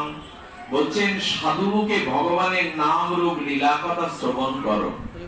যদি ভাগবত অমৃত কথা সাধুমুখে শ্রবণ করতে পারো, তাহলে ওই সাধুমুখে শ্রবণ কীর্তনের দ্বারা হৃদয়ের স্বতঃসিদ্ধ ভালোবাসাটা জেগে উঠবে। আমি আপনাদের কি করে বোঝাই? বললেন কি, এক রাজার ছেলেকে এক সন্ত্রাসী হরণ করে নিয়েছিল। যে রাজার বাড়ি থেকে চুরি করে আর কি পাবো, একমাত্র রাজপুত্রকে যদি হরণ করে নিয়ে যায়, ওকে বড় করব, আর ওর বিনিময়ে একদিন অর্ধেক রাজ্য চেয়ে বলবো। হারানো ছেলেকে পাওয়ার জন্য রাজা অর্ধেক দিতে রাজি হবে আমায়। ছেলেটাকে হরণ করে নিয়ে গেল বস্তিতে। আচ্ছা, রাজার ছেলের স্বভাব কি বস্তিতে ভালো লাগবে? ওরা যে খাদ্য খাওয়ায় ওর ভালো লাগে না, ওরা ওকে যে জাতীয় পোশাক পরে ভালো লাগে না। ছেলেটা যখন 1-2 বছর বয়স হলো, তখন ওর এখানে মোটে ভালো লাগে না, কারণ ওর সংস্কার তো রাজার সংস্কার, তাই না? ধীরে ধীরে রাজা তো পাগল, রাজা তো উন্মাদগ্রস্ত হয়ে গেছে। ছেলে ছেলে বলে মনে করে যে বেঁচে নাই, কেউ তাকে মেরে ফেলেছে। এক সাধু দৈবজ্ঞ ঘটনাটা জানতেন। ওই বস্তিতে সাধু তো সবখানে ঢুকতে পারে, রাজগৃহেও ঢুকতে পারে। সাধু দেখলে চোর ডাকাতও বাড়ি আসতে দেয়। সাধু এসে বাচ্চাটাকে ডেকে বলছেন, এই খোকা, তুই কি জানিস তোর বাবা মা এ না? এটা সনাতন গোস্বামী দৃষ্টান্ত দিয়েছেন। ছেলেটা কথা বলতে শিখেছে 4-5 বছর বয়সে, যে বলছে, সাধু বাবা, এরা আমার বাবা মা না, এটা আমার বাড়ি না। বলছেন, এই জন্য এদের খাবার আমার ভালো লাগে না, এদের কথাবার্তা আমার ভালো লাগে না। লাগবে না তো, রাজার সংস্কার নিয়ে জন্মেছে তো। তখন বলছে, তোর বাবা একজন রাজা, তুই জানিস তুই রাজপুত্র। বলে, কি বললেন? বলে, এরা তোকে হরণ করে এখানে রেখেছে, তবে আপাতত এই কথাটা এদের বলা যাবে না। সাধু বাবা, সাধু বাবা, তাহলে আমি রাজার ছেলে, আমি বাবার ছেলে। বলে, ধীরে তেমন আমরাও এই কামনা বাসনা মায়া আমাদের গোবিন্দের থেকে হরণ করে এই সংসারে রেখে দিয়েছে। এইখানে এই জন্য মানুষ সুখী হতে পারে না। এটা অনিত্য জায়গা কিনা, রোগ শোক জ্বালা যন্ত্রণা মৃত্যু। একটা লোক আছে ওখানে মৃত্যু যেতে পারে না, একটা লোক আছে ওখানে অসুখ শোক যেতে পারে না। এটা হল চিন্ময় গোবিন্দের নিত্য গোলক বৃন্দাবন। ওইটা আমরা ওইখানের বাসিন্দা, কিন্তু অপরাধের দ্বারা কামনা বাসনা চুরি করে আমাকে এই মায়ার সংসারে চোর ডাকাতদের মধ্যে অসুস্থ জায়গায় রেখে দিয়েছে। এখন এই পরিচয়টা কে দিয়ে দেবে? সাধু গুরু এসে বললেন, তুই এদের কেউ না, তুই রাজার ছেলে। তখন বলছে, আমার বাবার নামটা বললেন, এখন তোর বাবার কাছে নিয়ে যাওয়া যাবে না, এরা তো তোকে যেতে দেবে না, আর আমাকেও মেরে ফেলবে। তবে তোর বাবার নামটা তোর কানে কানে বলে যায়, এই নামটাই স্মরণ করবি, তাহলে হৃদয়ে শান্তি পাবি, তোর বাবার নাম। গুরুদেব এসেও বলে গেলেন, তুই রাজার ছেলে, এই জগতের এদের বাসিন্দা না রে বাবা। আমি তোর বাবার নামটা তোর কানে দিয়ে যাচ্ছি, এটা স্মরণ করলেও তুই শান্তি পাবি। গুরুদেব আমাদের কানে সেই ভগবান পরম পিতার নামটি বলে দেয়, তুমি তার, সে তোমার। এই হরিনামটা দিয়ে দেয়, ভগবানের নামটা দিয়ে দিয়ে বলে, এটা জপ করো। বাবার নাম স্মরণ করতে করতে ছেলেটা মনে শান্তি পায়। সাধু বাবা আবার আসলো, বললেন, বাবার নাম যদি এত সুন্দর হয়, এত ভালো লাগে, বাবাকে দেখতে কেমন, আমাকে একটু দেখাবেন? ছেলেটাকে চুরি করে বাবার একটা ছবি দিল রাজা। খোকা, এটা দেখাবি না, এটা তোর বাবার ছবি। দেখেই চমকিত হয়ে গেল, আমার বাবা এত সুন্দর, আমার বাবা রাজাধিরাজ। যেমন দীক্ষা নেওয়ার পরে শুধু নাম দেয় না গুরুদেব, রাধা মাধবের বিগ্রহ দিয়ে দেয়। এই হলো তোর বাবার ছবি, একে প্রাণে মনে দেখবি, একে দেখলে শান্তি পাবি। দীক্ষার পরে যারা ফুল তুলসী দেয় না রাধা মাধবকে, নিতাই গৌরকে, তাদের ভজন ক্রিয়া হয় না, তাদের ভজন এগোয় না। ও বাবার ছবিটা বুকে নেয়, কাঁদে আর জড়িয়ে জড়িয়ে ধরে, বাবার মুখটা আঁচল দিয়ে মুছে দেয়। একদিন সাধু বললে, আজকে সময় এনেছে, ওকে আর প্রতীক্ষা করানো ঠিক হবে না। রাজাকে গিয়ে তখন বলল, রাজা, আমি জানি এক দস্যু হরণ করে আপনার পুত্রকে রেখে দিয়েছে। রাজা তখন বীর বেশে, যোদ্ধা বেশে এসে এদেরকে পরাস্ত করে, এদেরকে হত্যা করে নিজের যুবরাজকে নিয়ে গেল। তেমন গোবিন্দ বললেন, সাধু কৃপা যদি হয়, বৈষ্ণব কৃপা যদি হয়, ভগবানের নাম যদি কানে যায়, যদি কেউ নিতাই গৌরের ফুল তুলসী দিয়ে অন্তত সেবা করতে পারে, তখন ওপর থেকে রাজার রাজা রাজাধিরাজ গোবিন্দ এই জগতে বীর বেশে নেমে এসে আমাদেরকে এই মায়ার কবল সংসার থেকে তুলে নিয়ে তার নিত্য ধামে, চিন্ময় ধামে নিয়ে যাবে। সাধু কৃপা বিনা কোন কার্যে ভক্তি নয়। এই জন্য সাধু কৃপা লাগবে, বৈষ্ণব কৃপা লাগবে। তাদের মুখে হরিকথা শুনতে শুনতে শ্রবণের দ্বারা জেগে যাবে। আচ্ছা, শ্রবণ করলে, ভগবানের গুণগাথা সাধু মুখে শ্রবণ করলে ভক্তি হয় কেন? আচ্ছা, যে মেয়েটা বিবাহ যোগ্যা, কুমারী, সুন্দরী, তার বিয়ের জন্য বাবা মা পাত্র দেখতে গেছে, যায় কিনা? এখনো যায়। তো বাবা মা পাত্র দেখে এসে এই ঘরে আলোচনা করছে, আহা, ছেলেটা কি সুন্দর দেখতে, তার কি বিনয়, তার কি রূপমাধুর্য, আর বংশটা তাদের এত উঁচু। আচ্ছা, যে মেয়েটার জন্য ওই ছেলেকে দেখতে গেছিল বাবা মা, তার একটু আগ্রহ হয় না? ছেলেটার কথা উঠেছে, আমি একটু কান পেতে শুনি, ছেলেটার কি মহিমা। ইচ্ছা হয় কিনা বাবা কুমারী মেয়ের? ও তখন অভাব থেকে বাবা মার মুখে শুনছে, আহা, ছেলেটার কি দেখতে, কি তার দৈন্য, কি তার বংশমর্যাদা। মেয়েটা ওই ছেলের রূপগুণ শুনে তার মনে মনে একটু জাগে না, আমি তো এরকম ছেলেকেই মনে মনে চেয়েছিলাম, ওর গলে মালা দিতে পারলেই তো আমার জীবন সার্থক। আচ্ছা, যে মেয়েটা কখনো দেখেনি ওই ছেলেটাকে, দেখেছে কি এর আগে, তার রূপগুণ শুনে কেন একটু ভালো লাগা জন্মায় যে তার গলে মালাটা দিতে পারলে আমার জীবন ধন্য হয়ে যেত। ভগবানকে এখনো কেউ দেখেননি আপনারা, কিন্তু তার গুণ লীলা মহিমা যদি সাধুকে শ্রবণ করেন, ওই কুমারী মেয়ের মতো তখন ভগবানের কথা শুনতে শুনতে, তার লীলা শুনতে শুনতে তার প্রতিও আপনার ভালোবাসা জন্মে যাবে। এর নাম হলো পূর্বারাগ, এর নাম হলো পূর্বরাগ। কিশোর কুমারের একটা গান মাঝে মাঝে মনে আসে, গানটা এই আসলে বলা ঠিক না, তবু একটু আপনাদের যাতে স্মরণে আছে, তাকে আমি চোখে দেখিনি, তার অল্প অল্প গল্প আর গল্প শুনেই আমি অল্প অল্প ভালোবেসে ফেলেছি। অর্থাৎ সাধুমুখে যদি ভগবানের নাম রূপ লীলা অসমাপ্ত সৌন্দর্য মাধুর্য শোনা যায়, সবার উচিত আচ্ছা আপনারা কেন এসেছেন ভালোবেসে? গোবিন্দ কথা শুনতে কেন এসেছেন? বলে তাকে ভালো লাগে, তাকে ভালোবাসি বলেই তো তার কথা শুনতে এসেছে। যে যাকে ভালোবাসে না তার কথা বসে শোনে, মাটিতে বসে শোনে। গোবিন্দকে ভালোবেসেছেন বলেই, গৌরকে ভালোবেসেছেন বলেই তো তার নাম রূপ লীলা কথা শুনতে এসেছেন। যে যাকে ভালোবাসে না, যার সাথে যার বিরাগ আছে, সে দাঁড়িয়ে কথা বললে অন্য পথ দিয়ে চলে যায় না ব্যক্তিটা। গোবিন্দ তখন বলছেন আমায় ভালোবাসো বলেই তো আমার কথা শুনতে এসছো। তো এই জন্য তার লীলা কথা শুনতে হবে, শুনতে শুনতেই ভালোবাসা জন্মে যাবে, এই হলো উপায়। আর যদি তার লীলা কথা শুনতে শুনতে ভালোবাসা জন্মায়, তবে এই জীবন না, জন্ম জন্মান্তরে ধন্য হয়ে যাব আমরা। তাই সাধুমুখে হরিকথা শ্রবণ কীর্তনের দ্বারা আমাদের এই ভালোবাসা জন্মে যাবে। তার একটা দৃষ্টান্ত দিয়ে যায়, এই দৃষ্টান্তটা খুব মার্মিক। আপনারা প্রেম ভক্তির জগতে এক পা এগিয়ে যেতে পারবেন।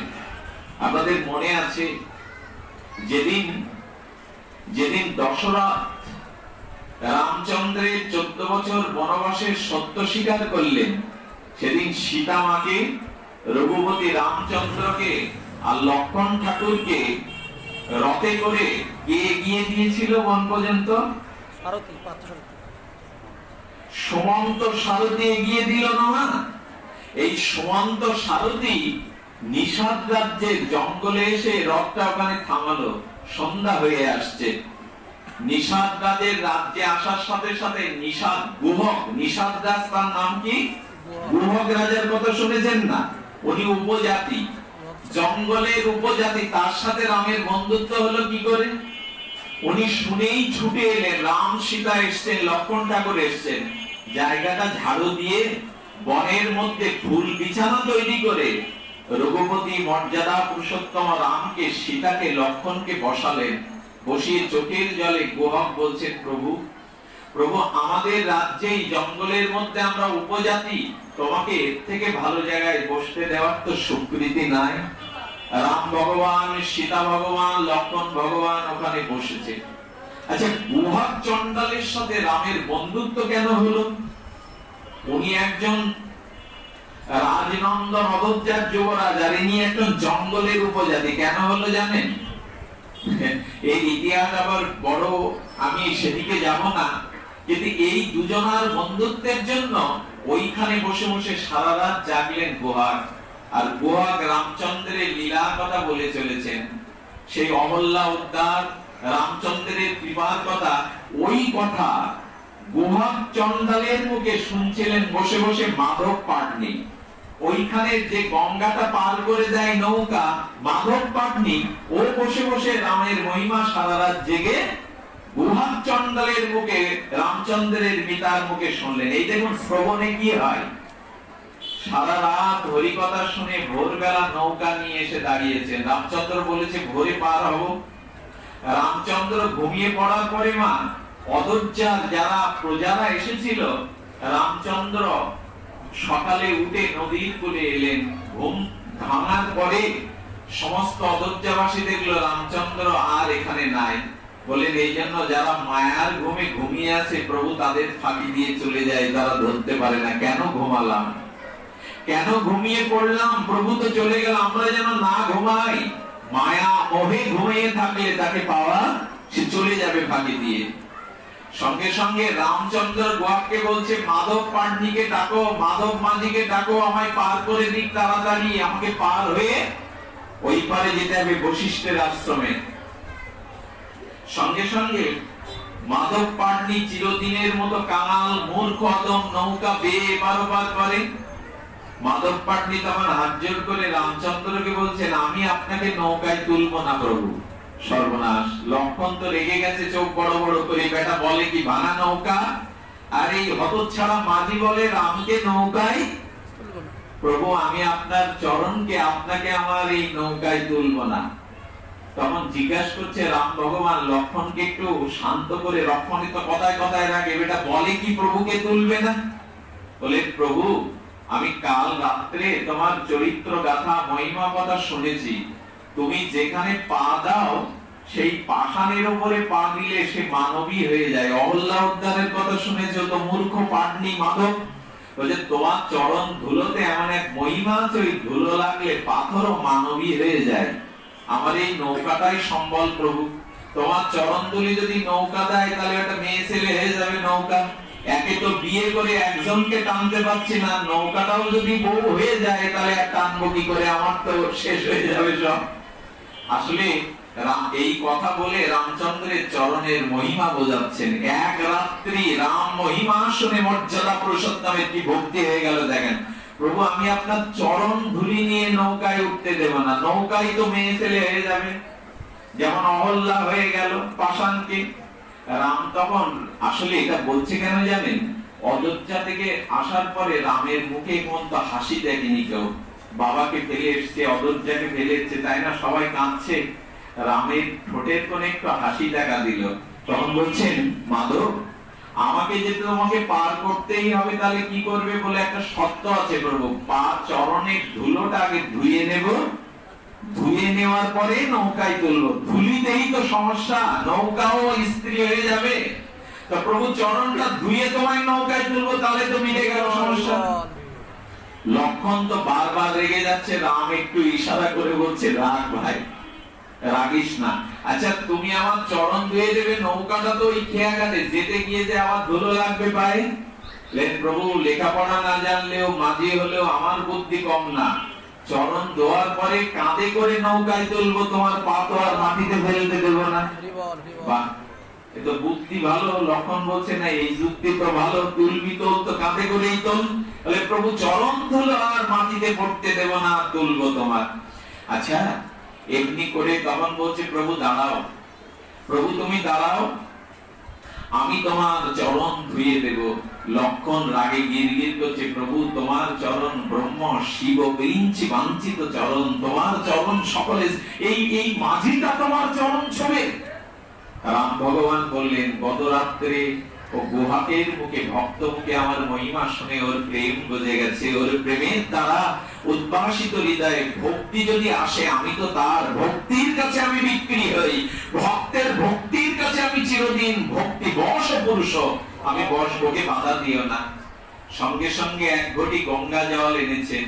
চরণের দিকে তাকিয়ে মাধব পান্ডি বলছে যে গঙ্গা দিয়ে গঙ্গার উৎপত্তি, হতভাগা আমি সেই চরণ ধুয়ে দিচ্ছি। যে চরণ থেকে পতিত পাবনী শব্দ পাতকন আসেনি গঙ্গার উৎপত্তি, আমার মতো হতভাগা মাধব পান্ডির কি ভাগ্য, সেই চরণ আমি ধুয়ে দিতে পারছি। আরে প্রভু দাঁড়াও, এত তোমার চরণটা কিসে রেখে আমি ধৌত করব, পদস্খলন করব? নৌকাতে জল ছাঁচার একটা কাঠের যন্ত্র থাকে জানেন তো, এরকম ওইটা এনেছে। বলছে সোনা হোক এইটাই হোক, মেয়ে লোক হোক এইটাই হোক, প্রভুর চরণটা ওর উপরে রেখে আজ গঙ্গা বাড়িতে দিয়ে মাধব পাটনি রাতুল চরণ কৌশল্য নন্দন রঘুপতি রামচন্দ্রের চরণ বিধৌত করে দিচ্ছেন। চরণ জলটা মাথায় নিয়ে যাবে, লক্ষণ রাগে গিরগির করছে, দাদা তোমার চরণ ধরছে। আর কি করছে জানেন? ওর ভক্তিতে প্রভু রামচন্দ্র প্রেমে কাঁপছে, অষ্টশব্দের বিকারে রঘুপতি রামচন্দ্রের দেহটা প্রেম বিকারে কাঁপছে। কাঁপছে কেন জানেন? এটাও ভগবানের এক করুণা।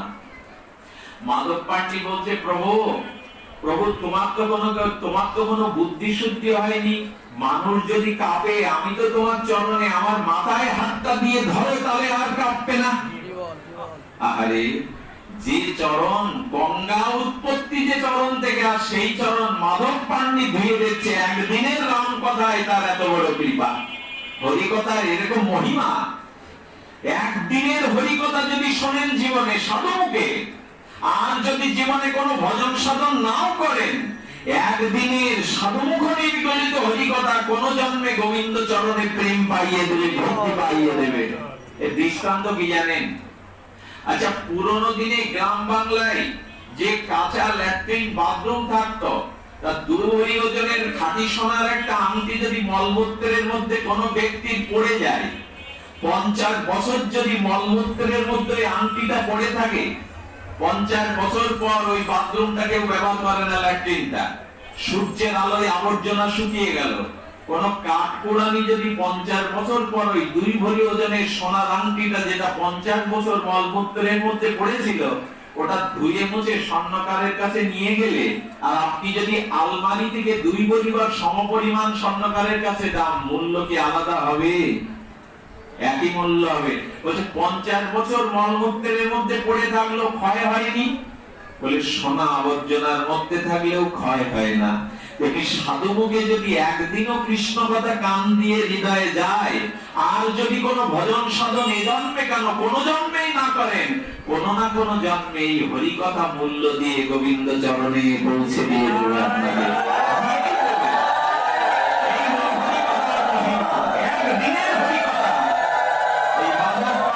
রামচন্দ্রের চরণ বিধৌত করছে। আজ রঘুপতির আচ্ছা বলির মাথায় ভগবান বামন চরণ তুলে দিয়েছিলেন, হাত দেয়নি তো।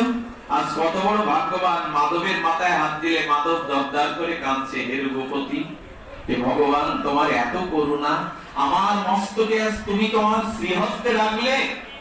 লক্ষণ ঠাকুর রাখছে দেখে বলছে, লক্ষণ ঠাকুর আমার দিকে কটমট করে তাকাচ্ছ কেন? এখন এই চরণ জল তোমাকেও নেওয়ার জন্য লাইনে দাঁড়াতে হবে। মাধব পান্ডির কি সাহস দেখুন, কবি এই রামচন্দ্রের চরণের জল হাতে নিয়ে বসে লক্ষণ ঠাকুর লাইনে দাঁড়াও। আরে এই চরণ জল পাওয়ার জন্য ব্রহ্মা শিব তপস্যা করে, এই চরণ জল পাওয়ার জন্য দাঁড়াও। লক্ষণকে রাম বলছেন উপায় নেই, উপায় নেই লক্ষণ, লাইনেই দাঁড়াও, সবার পেছনে দাঁড়াও। সীতার দিকে তাকিয়ে ঠাকুর রঘুপতি রাজি বলেছেন, মর্যাদা বলছেন, বিয়ের সময় তোমার পিতাও আমার চরণ ধুয়ে দিয়েছিল। বিয়ের সময় কন্যাদানের সময় একটু চরণ জল দিতে হয় না? সেদিন দশরথ তোমার পিতা দিয়েছিল সীতা, সেদিন এই জল পাওয়ার ভাগ্য তোমারও হয়নি। আজকে দাঁড়িয়ে যাও, আজকে দাঁড়িয়ে যাও। আজকে ভক্তের চরণ ধৌত জল গোবিন্দের জন্য লক্ষণ ঠাকুর হাত পেতে নিচ্ছেন, সীতামাও হাত পেতে নিচ্ছেন। সঙ্গে সঙ্গে মাধব পান্ডি রঘুপতি রামচন্দ্রকে আচ্ছা একটা কূট প্রশ্ন আমার মাথায় দেখা দিল, একটা খেয়াঘাটে কি একটা নৌকা থাকে বাবা? থাকে কি? অনেকগুলো নৌকা, তার মধ্যে মাধবের নৌকাটাই ভাঙাচুরা, আর সবার নৌকাটা ময়ূরপঙ্খীর নৌকা। ওইখানে আর কোনো মাঝি নেই কেন? আর কোন নৌকা নেই কেন? এক মাঝি তো থাকলে এক খেয়াঘাটে হবে না। এর কারণ কি জানেন? আর শুনুন এই ভাগ্যটা কি করে পেল। অনন্ত অনন্ত নাগ যেদিন ক্ষীরোদ শহরে ভগবান শায়িত ছিলেন না, লক্ষ্মী দেবী চরণ সেবা করছিলেন, ওই দিন সমুদ্র মন্থনে ওই অনন্ত শেষ নাগ যে শুয়েছিলেন ভগবান, এই মাধব পান্ডি পূর্ব জন্মে ছিল একটা কচ্ছপ। ওই নদীর মধ্যে যেখানে ভগবান লক্ষ্মী দেবী সেবা নিচ্ছিলেন, অনন্ত শেষ নাগ, ওই কচ্ছপটা গোবিন্দের চরণ থেকে, অনন্ত নাগের চরণ থেকে বারবার কচ্ছপটা ছুটে যাচ্ছিল ওই রাঙা চরণ, আর লক্ষ্মী দেবী বারবার ঠেলে দিচ্ছিল। শেষ বেলা গোবিন্দ বললেন কি, অনন্ত নাগ করলেন কি, চরণ দিয়ে কচ্ছপটাকে একটু ঠেলে দিয়ে বললেন, এ জন্মে তুই যে শরীর পেয়েছিস তাতে আমার চরণ সেবা করতে পারবি না, তবে যেহেতু আমার আতুল চরণকে দেখেছিস, চেয়েছিস, শুতে চেয়েছিস, এই করুণায় এই কৃপায় আগামী জন্মে তুই মাধব পান্ডি হয়ে আমার চরণ জল করে মাকে মাথায় নিতে পারবো। পূর্ব জন্মের স্বীকৃতি না হলে এখানে কেউ আসেননি। অনেক জন্ম ধরে আপনারা কৃষ্ণ কথা শুনছেন, অনেক জন্ম ধরে আপনারা সাধু সঙ্গ করছেন, না হলে এখানে আসতে পারে না কেউ। অনেক জন্মের স্বীকৃতি না হলে ভগবত কথায় রুচি হয় না, সাধু সঙ্গে কৃপা হয় না। আজ মাধব পান্ডি নিয়েছেন কেন জানেন? এই গোহাক চন্ডাল এই গোহাক জঙ্গলে শিকার করতে করতে একদিন অসুস্থ হয়ে পড়ে গিয়েছিলেন, আর এই মাধব পান্ডি একটু জল তার মুখে দিয়ে সুস্থ করেছিলেন। সেদিন গোহাক নিষাদরাজ গোহাক বলেছিল দুটো বর নিয়ে, আমি তোকে বর দেবো। বলছেন বরটা তোমার কাছে বন্ধক থাকলে একদিন চেয়ে নেব। ওনার স্ত্রী বলল, কাল রাম তো পার হবে, রাম ভগবান সীতামা পার হবে, আমার নৌকা ভাঙা নৌকা, আমার নৌকায় তো প্রভু উঠবে না।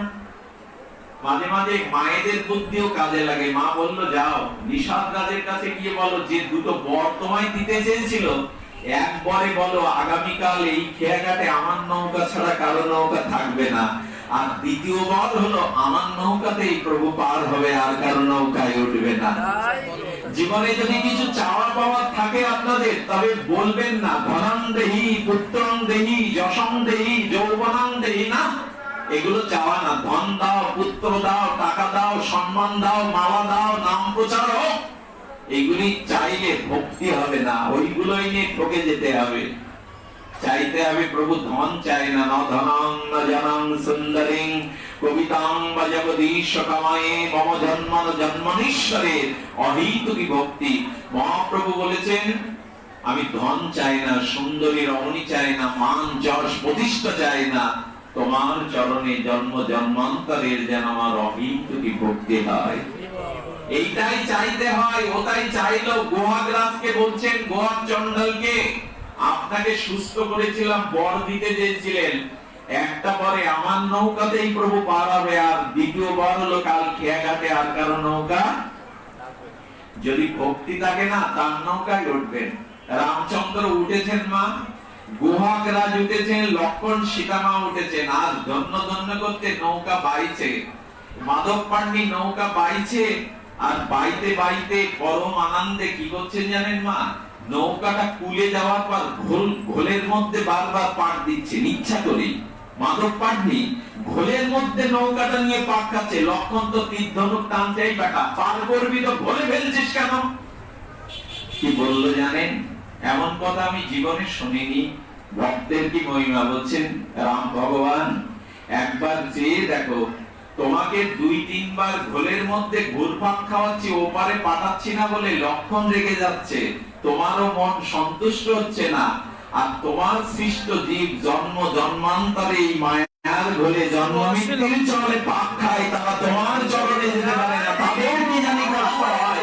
তুমি একবার চেয়ে দেখো। রাম ভগবান অবাক হয়ে তাকাচ্ছে, তোমাকে 2-3 বার ঘোলের মধ্যে ফেলেছি বলে লক্ষণ ঠাকুরের ভালো লাগছে না, তুমিও পারে যেতে পারছো না, আর তোমার সৃষ্ট আমরা এই জন্ম মৃত্যু চক্রে কত জন্ম জন্মান্তরের ঘুরপাক খাচ্ছি সংসারের মায়ায়, প্রভু আমাদের তাহলে কেমন হয়? রাম বলছেন, ওরে যারা আমার কথা শুনবে, সাধু সঙ্গ করবে, আমি তাদের পার করে দেব। মাধব রে, মাধব আর ঘোলের মধ্যে রাখিস না, পার করে দে। পার হওয়ার পরে এবার এলো সেই মূল কথা, মাধব আমি তোকে কি দেব? পার হলে তো করি দিতে হয় মাধব, কি দেব? মাধব তখন বলছে, প্রভু তোমার বুদ্ধি শুদ্ধি কি নাই? তুমি কখনো দেখেছো এক ড্রাইভার যদি আরেক ড্রাইভারের গাড়িতে ওঠে, দুইজন সমপেশায়, কেউ কারোর কাছে পয়সা চায়, বাবা কন্ট্রাক্টর যদি আরেক কন্ট্রাক্টরের গাড়িতে ওঠে, প্রভু মাঝি যদি মাঝির নৌকায় ওঠে, সম পেশা যাদের, তারা তো তার কাছ থেকে অর্থ নেয় না, নেয় কি বাবা? আমার কথা কি বোঝা যায় মা? দূরে অনেকেই বসেছেন, জানি না তাদের হৃদয়ে, মাঝি যদি মাঝির নৌকায় ওঠে তাহলে কি পয়সা চায় স্বজাতীয় পেশার লোকের কাছে? ড্রাইভার যদি আরেক ড্রাইভারের গাড়িতে ওঠে, পয়সা তো চায় না।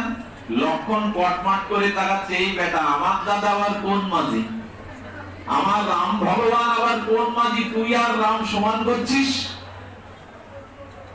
মাধব পান্ডির চোখে তখন ছলছল করে জল এসে গেছে। প্রভু আমি তো এই গঙ্গার মাঝি, আমার নৌকায় যারা আসে আমি তাদের পার করে দিই, কিন্তু তুমি এই ভবকা সংসারের মাঝি, ভব সংসারের মাঝি রাম, তুমিও পার করো আমিও পার করি, তবে তুমি পার করো ভব বৈতরণী, এই জগৎ সংসার থেকে ভক্তকে পার করো, আর আমি পার করি নদী। দুজনেরটা সমান ছাড়া কি প্রভু? দুজনেরটাই তো সমান। তবে প্রভু আজ আমি পার করলাম, এই নিবেদন চরণে জানিয়ে রাখি, যেদিন আমি তোমার খেয়া ঘাটে যাবো, সেদিন তুমিও আমাকে পার করে নিও প্রভু, সেদিন অন্তত তুমি আমাকে পার করে নিও, আমার হয়তো কবি থাকবে না, তুমি অন্তত আমাকে পার করে নিও। এই ভব সংসারে হৃদয়ে একটু ভগবানকে তুলে নিন, হৃদয়ে তুলে নিন, তাহলে দেখবেন সেদিনও তিনিও হাত ধরে পার করে দেবেন, তিনিও করি নেবেন না। এই মাধব পান্ডি রামচন্দ্রকে কাঁধে করে উপরে তুলে দিয়ে চরণে প্রণত হয়ে কাঁদছেন, হে রাম, হে রাজীব লোচন, চিরদিন যেন এমনি করে পাপ তো তিনিই করবেন বাবা। আমাদের গঙ্গা দাসকে ডাকছেন চৈতন্য মহাপ্রণব দিবে, গঙ্গা দাস, গঙ্গা দাস। গঙ্গা দাস সামনে এসে বলছেন, প্রভু গঙ্গা দাস তোমার মনে আছে, গঙ্গা দাস তোমার কি মনে আছে একদিন অত্যাচারে অত্যাচারিত হয়ে তুমি ধর্ম ত্যাগ করবে না বলে দৌড়ে স্ত্রীর হাত ধরে তুমি নদীর কূলে এসেছিলে। চৈতন্য মহাপ্রভু বলছেন যে একদিন গঙ্গা দাস তুমি পার হবে বলে, ধর্মচ্যুত হবে না বলে স্ত্রীর হাত ধরে নদীর তীরে এসেছিলে। আর সেই নদীর তীরে যখন এলে তখন নৌকা নাই, পেছনে সেনারা, খান সেনারা তোমাকে ধর্মচ্যুত করবে। স্ত্রীকে হাত ধরে বললেন, জীবন দেব তবু ধর্ম ত্যাগ করবো না। নদীতে ঝাঁপ দিতে গিয়ে দেখলো একটা মাঝি এসে সামনে দাঁড়িয়েছে, গঙ্গা দাস ঝাঁপ দিও না, আমি নৌকা এনেছি। বাবা একটু পরে, এখন যেও না। বলছেন আমি নৌকা এনেছি, তুমি আমার নৌকায় পার হও। এই দিন গঙ্গা দাসকে মহাপ্রভু পার করে দিয়েছিলেন। বললেন, সেই মাঝির কথা তোমার মনে আছে গঙ্গা দাস? বললেন, প্রভু সেই মাঝিকে আর জীবনে পাইনি, কিছু নেইনি। বললেন, সেদিন সেই মাঝি হলাম আমি তোমায় পার করে দিয়েছিলাম। গঙ্গা দাস হাত জোড় করে নিমাই পণ্ডিতকে বলেছিল, এই জগতের নদী না, শেষের দিনের নদীটাও এমনি করে পার করে দিও। কড়ি হয়তো দিতে পারবো না, কড়ি হয়তো আমাদের কাছে নাই। আপনাদের অনুরোধ করি, সাধু মুখে যদি হরি কথা হয় এইখানে ছুটে যাবেন। প্রবিষ্ট কর্ণ রন্দেন সানাং, হ্যাঁ, ভাব শরত্তমম ধুনতি সমলং কৃষ্ণ সলিলস্য যত শরত। কৃষ্ণ কথা কর্ণ দিয়ে যদি কারো হৃদয়ে যায়, শরৎ ঋতুর মতো হৃদয়ের ময়লা আবর্জনা দুর্মিত হয়ে প্রেম ভক্তি হয়ে যায়। আপনাদের কাছে একটা অনুরোধ করে যায়, এই হরি কথা সাধুমুখে শ্রবণ করলেই ভক্তি হয়ে যাবে, এটি প্রেম হয়ে যাবে। শ্রীকৃষ্ণ চৈতন্য মহাপ্রভু রায় রামানন্দের কাছে এই কৃষ্ণ কথা শুনতে যেতেন। স্বয়ং শ্রীকৃষ্ণ চৈতন্য প্রভু অনুভবী রামানন্দের কাছে এই কৃষ্ণ কথা শুনতে যেতেন। সবশেষে একটা লীলা বলে আজকের মতো পাঠ বিশ্রাম করি। আপনাদের এই লীলা কথাটা বলতে গিয়ে আপনাদের কাছে জানাই যে কৃষ্ণ কথার মহিমা শ্রবণ করুন।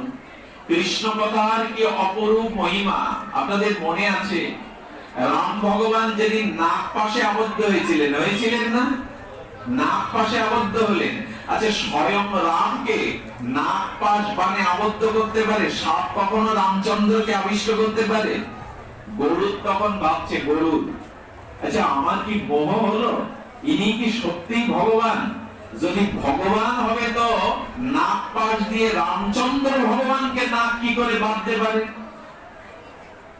আপনাদের মনে আছে তো সেদিন গরুর এসে নাগ পাশ থেকে রামচন্দ্রকে মুক্ত করলেন। গরুর বললেন, স্বয়ং ভগবানকে বন্ধন মুক্ত করতে হলো আমায়, এটা কি সত্য? উনি কি সত্যি ভগবান? এই সন্দেহ দেখা দিয়েছিল জানেন। এই সন্দেহ দেখা দেওয়ার পরে উনি সন্দেহ দূর করার জন্য কি করেছিলেন? কাকভূষণীর কাছে, কাকভূষণী নীল পর্বতে বসে কৃষ্ণ কথা বলেন, ভগবান কথা বলেন। কাকভূষণী এই গরুর তখন কাকভূষণীর কাছে উড়ে যেতে যেতে 10 কিলোমিটার দূরে উনি হরি কথা বলছেন, যে এরিয়াটা 10 কিলোমিটার দূরে, ওই এরিয়ায় পৌঁছানোর সাথে সাথে ওনার মনে সংশয় দূর হয়েছিল। বলেন, হরি কথার বাতাসের মধ্যে গেলে যদি সংশয় দূর হয়, আর যেখানে সাক্ষাৎ সাধুমুখে হরি কথা হচ্ছে সেখানে না গেলে মনে সংশয় কত না দূর হয়ে যায়। এই জন্য হরি কথা শোনার জন্য স্বয়ং ভগবানও ব্যাকুল। আমার গুরু মহারাজ রাধাকুণ্ডে বসে আছেন, এক ভক্ত এসে প্রণাম করে বলছেন, এত আগে এলি কেন? বিকেল 5টায় তো ভাগবত পাঠ। শুনছেন তো কথা? বলেন, বিকেল 5টায় ভাগবত পাঠ, এখন বেলা 2টো, এখন এলি কেন? বলেন, প্রভু আপনার সাক্ষাতে এলাম। বলেন, যেখানে পাঠ হবে 5টায়, ব্রজানন্দ ঘেরা, ওখানে কাদের দেখলি? বাবা বলছে, তখন ওই মাইক আলা ডেকোরেটরের লোকজন এসে প্রভু সাজাচ্ছে, সামিয়ানা টানাচ্ছে, মাইক টানাচ্ছে। বাবা তোমার এসে প্রশ্ন করছে, যেদিন ভাগবত পাঠের বিজ্ঞপ্তি জারি করা হয় আজ 8টায় ভাগবত পাঠ হবে, সেদিন সবার আগে ওখানে কে আসে? ভক্তকে উত্তর দিচ্ছেন ডেকোরেটরের লোক আসে কিনা, মাইক টানানোর লোক আসে? বাবা বলছেন হলো না। যেদিন ভাগবত পাঠের ঘোষণা করা হয় সেদিন সবার আগে যার কথা হবে সেই গোবিন্দ রাধারানীকে নিয়ে সকাল সকাল এসে ওখানে দাঁড়িয়ে থাকেন। সকাল সকাল ওখানে এসে দাঁড়িয়ে থাকেন। এই কথাটা স্বয়ং বলেছিলেন, যত্র গায়ন্তে তত্র তিষ্ঠামি।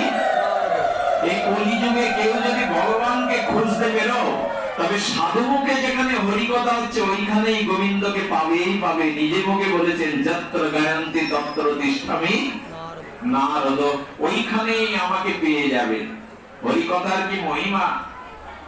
আপনারা শুনেছেন এক ভদ্রলোক বাজার করতে গেছেন, অটোতে উঠে দেখে অটোর পিছনে একটা বিজ্ঞপ্তি দেওয়া আছে, অমুক গ্রামে আজ বিকাল 3টার থেকে 7 দিন ব্যাপী হরিকথা। ওনার একটু হরিকথাতে লোভ জেগে গেল, বৃন্দাবন থেকে বক্তা আসছেন। উনি তাড়াতাড়ি বাজারের ব্যাগটা ফেলে দিয়ে, মানে কখনো বাজার করেনি, ওই লিফলেটের অনুসরণ করে গাড়িতে উঠে বসেছেন। ছুটতে ছুটতে বাবা 2:30 বেজে গেছে। এখন 3 রাস্তার মোড়ে এসে ব্যাকুল হয়ে বুঝতে পারছেন শুরু থেকেই শুনতে হবে তো, পথটা তো আমি পাচ্ছি না, 3 রাস্তার মোড়। ও তাড়াতাড়ি হন্তদন্তে সামনে একটা 2তলা বাড়ি দেখে ঢুকে পড়েছে।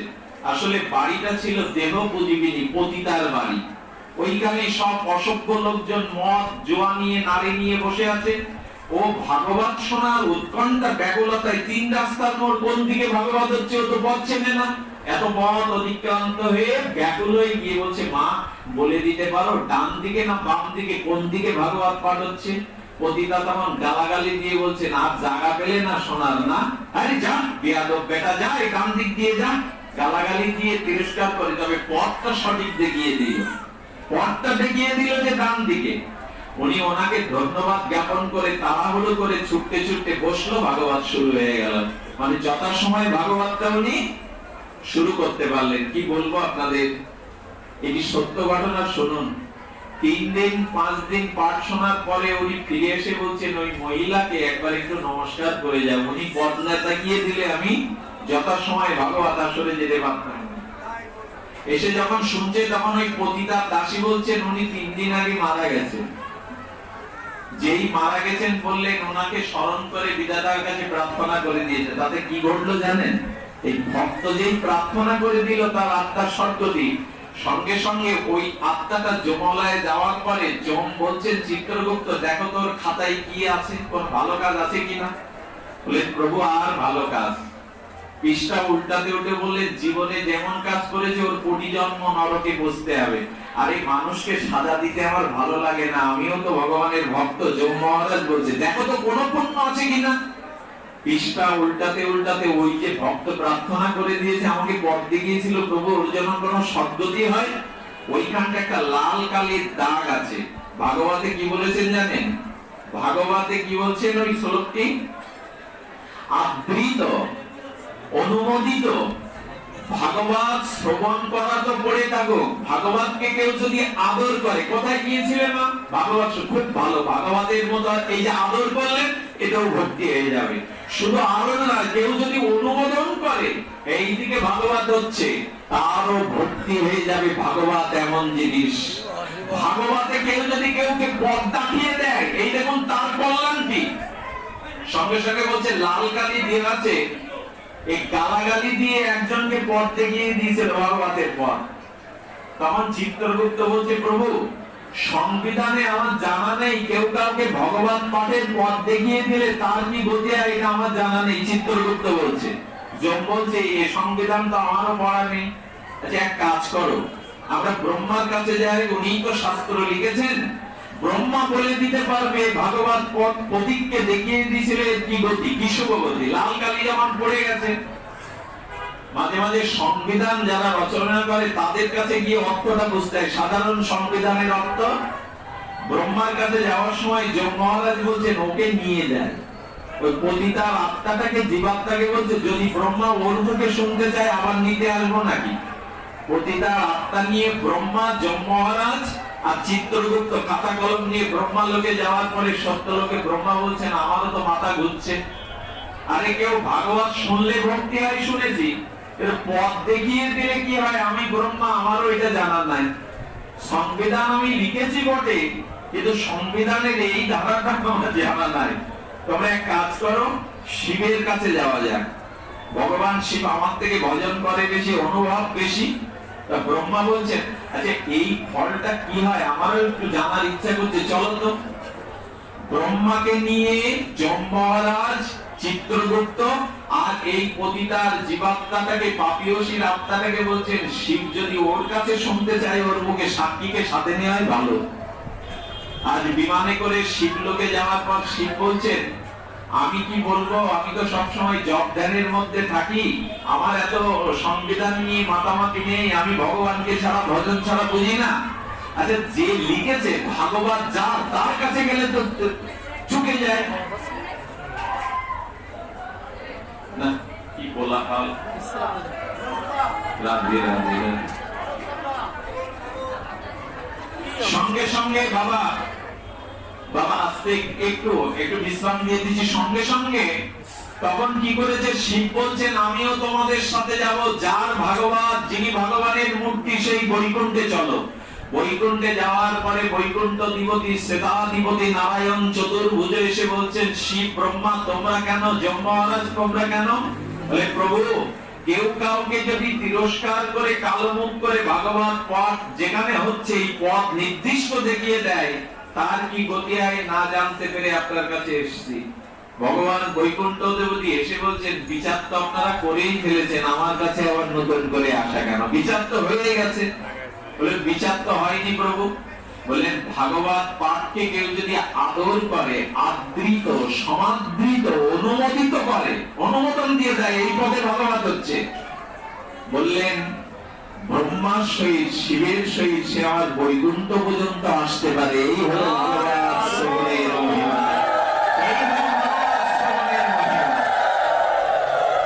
সঙ্গে সঙ্গে বলছেন তাহলে প্রভুকে স্বর্গে নিয়ে যায়। যম মহারাজ বলছেন ওকে স্বর্গে নিয়ে যায়। ভগবান তখন বলছে যে একবার আমার চরণে এসে পৌঁছায় তার আর এই অমিত অন্য কোন স্থানে যাওয়া লাগে না, ও আমার কাছেই থেকে যাবে। তাই আপনাদের কাছে অনুরোধ, যত পারেন সাধুমুখে হরিকথা শ্রবণ করুন।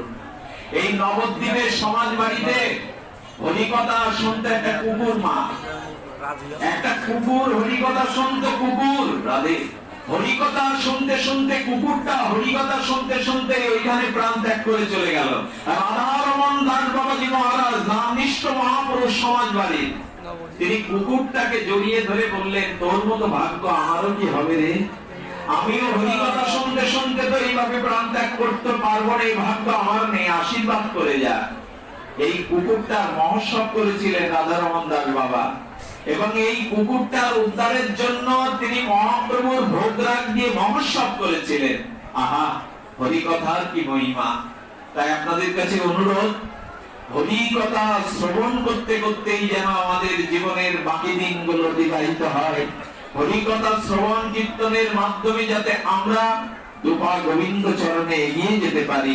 একটা কুকুর যদি হরিকথা শুনতে শুনতে বাবাজি মহারাজের কোলাশ্রয় করে বিদায় নিতে পারে, তবে হরিকথা শুনলে কুকুরের পরম গতি হয়, আমাদের কেন হবে না? সময় আর নাই। আপনাদের কাছে একান্ত অনুরোধ করে যায়, নামাচার্য হরিদাস বলেছিল প্রভু জীবনে কিছু চাইনি, একটা জিনিস চাইবো। আপনারাও যখন গৌর গোবিন্দের সামনে বসেন এই প্রার্থনাটা জানাবেন। হরিদাসকে মহাপ্রভু বলেছিল আমার কাছে জীবনে চাওনি, একটা জিনিস চাও। সেই চাওয়াটা হলো আর কিছু নাই। হরিদাস বলেছিলেন প্রভু শেষের দিনে আমার নয়নটা যেন তোমার বদনকে দেখতে পায়, শেষের দিনে তোমার রাতুল চরণটা যেন আমি বুকের মাঝে ধারণ করতে পারি, শেষের দিনে সাধু বৈষ্ণবের চরণ ধুলিটা যাতে আমি অঙ্গে মাখতে পারি, আর শ্রীকৃষ্ণ চৈতন্য বলতে বলতে যেন আমার শেষ নিঃশ্বাস ত্যাগ হয়। আপনাদের কৃষ্ণ ভক্তি হোক, আপনাদের হরিকথায় রুচি হোক, আপনারা ভগবানের প্রিয় সান্নিধ্যে এগিয়ে যান, এই প্রার্থনা করে আজকের মতো হরিকথা এখানেই বিশ্রাম। শ্রী গুরু। ভিডিওটি ভিডিওটি আপনার ভালো লাগলে লাইক কমেন্ট এবং সাবস্ক্রাইব করুন। ভিডিওটি আপনার ভালো লাগলে লাইক কমেন্ট এবং সাবস্ক্রাইব করুন।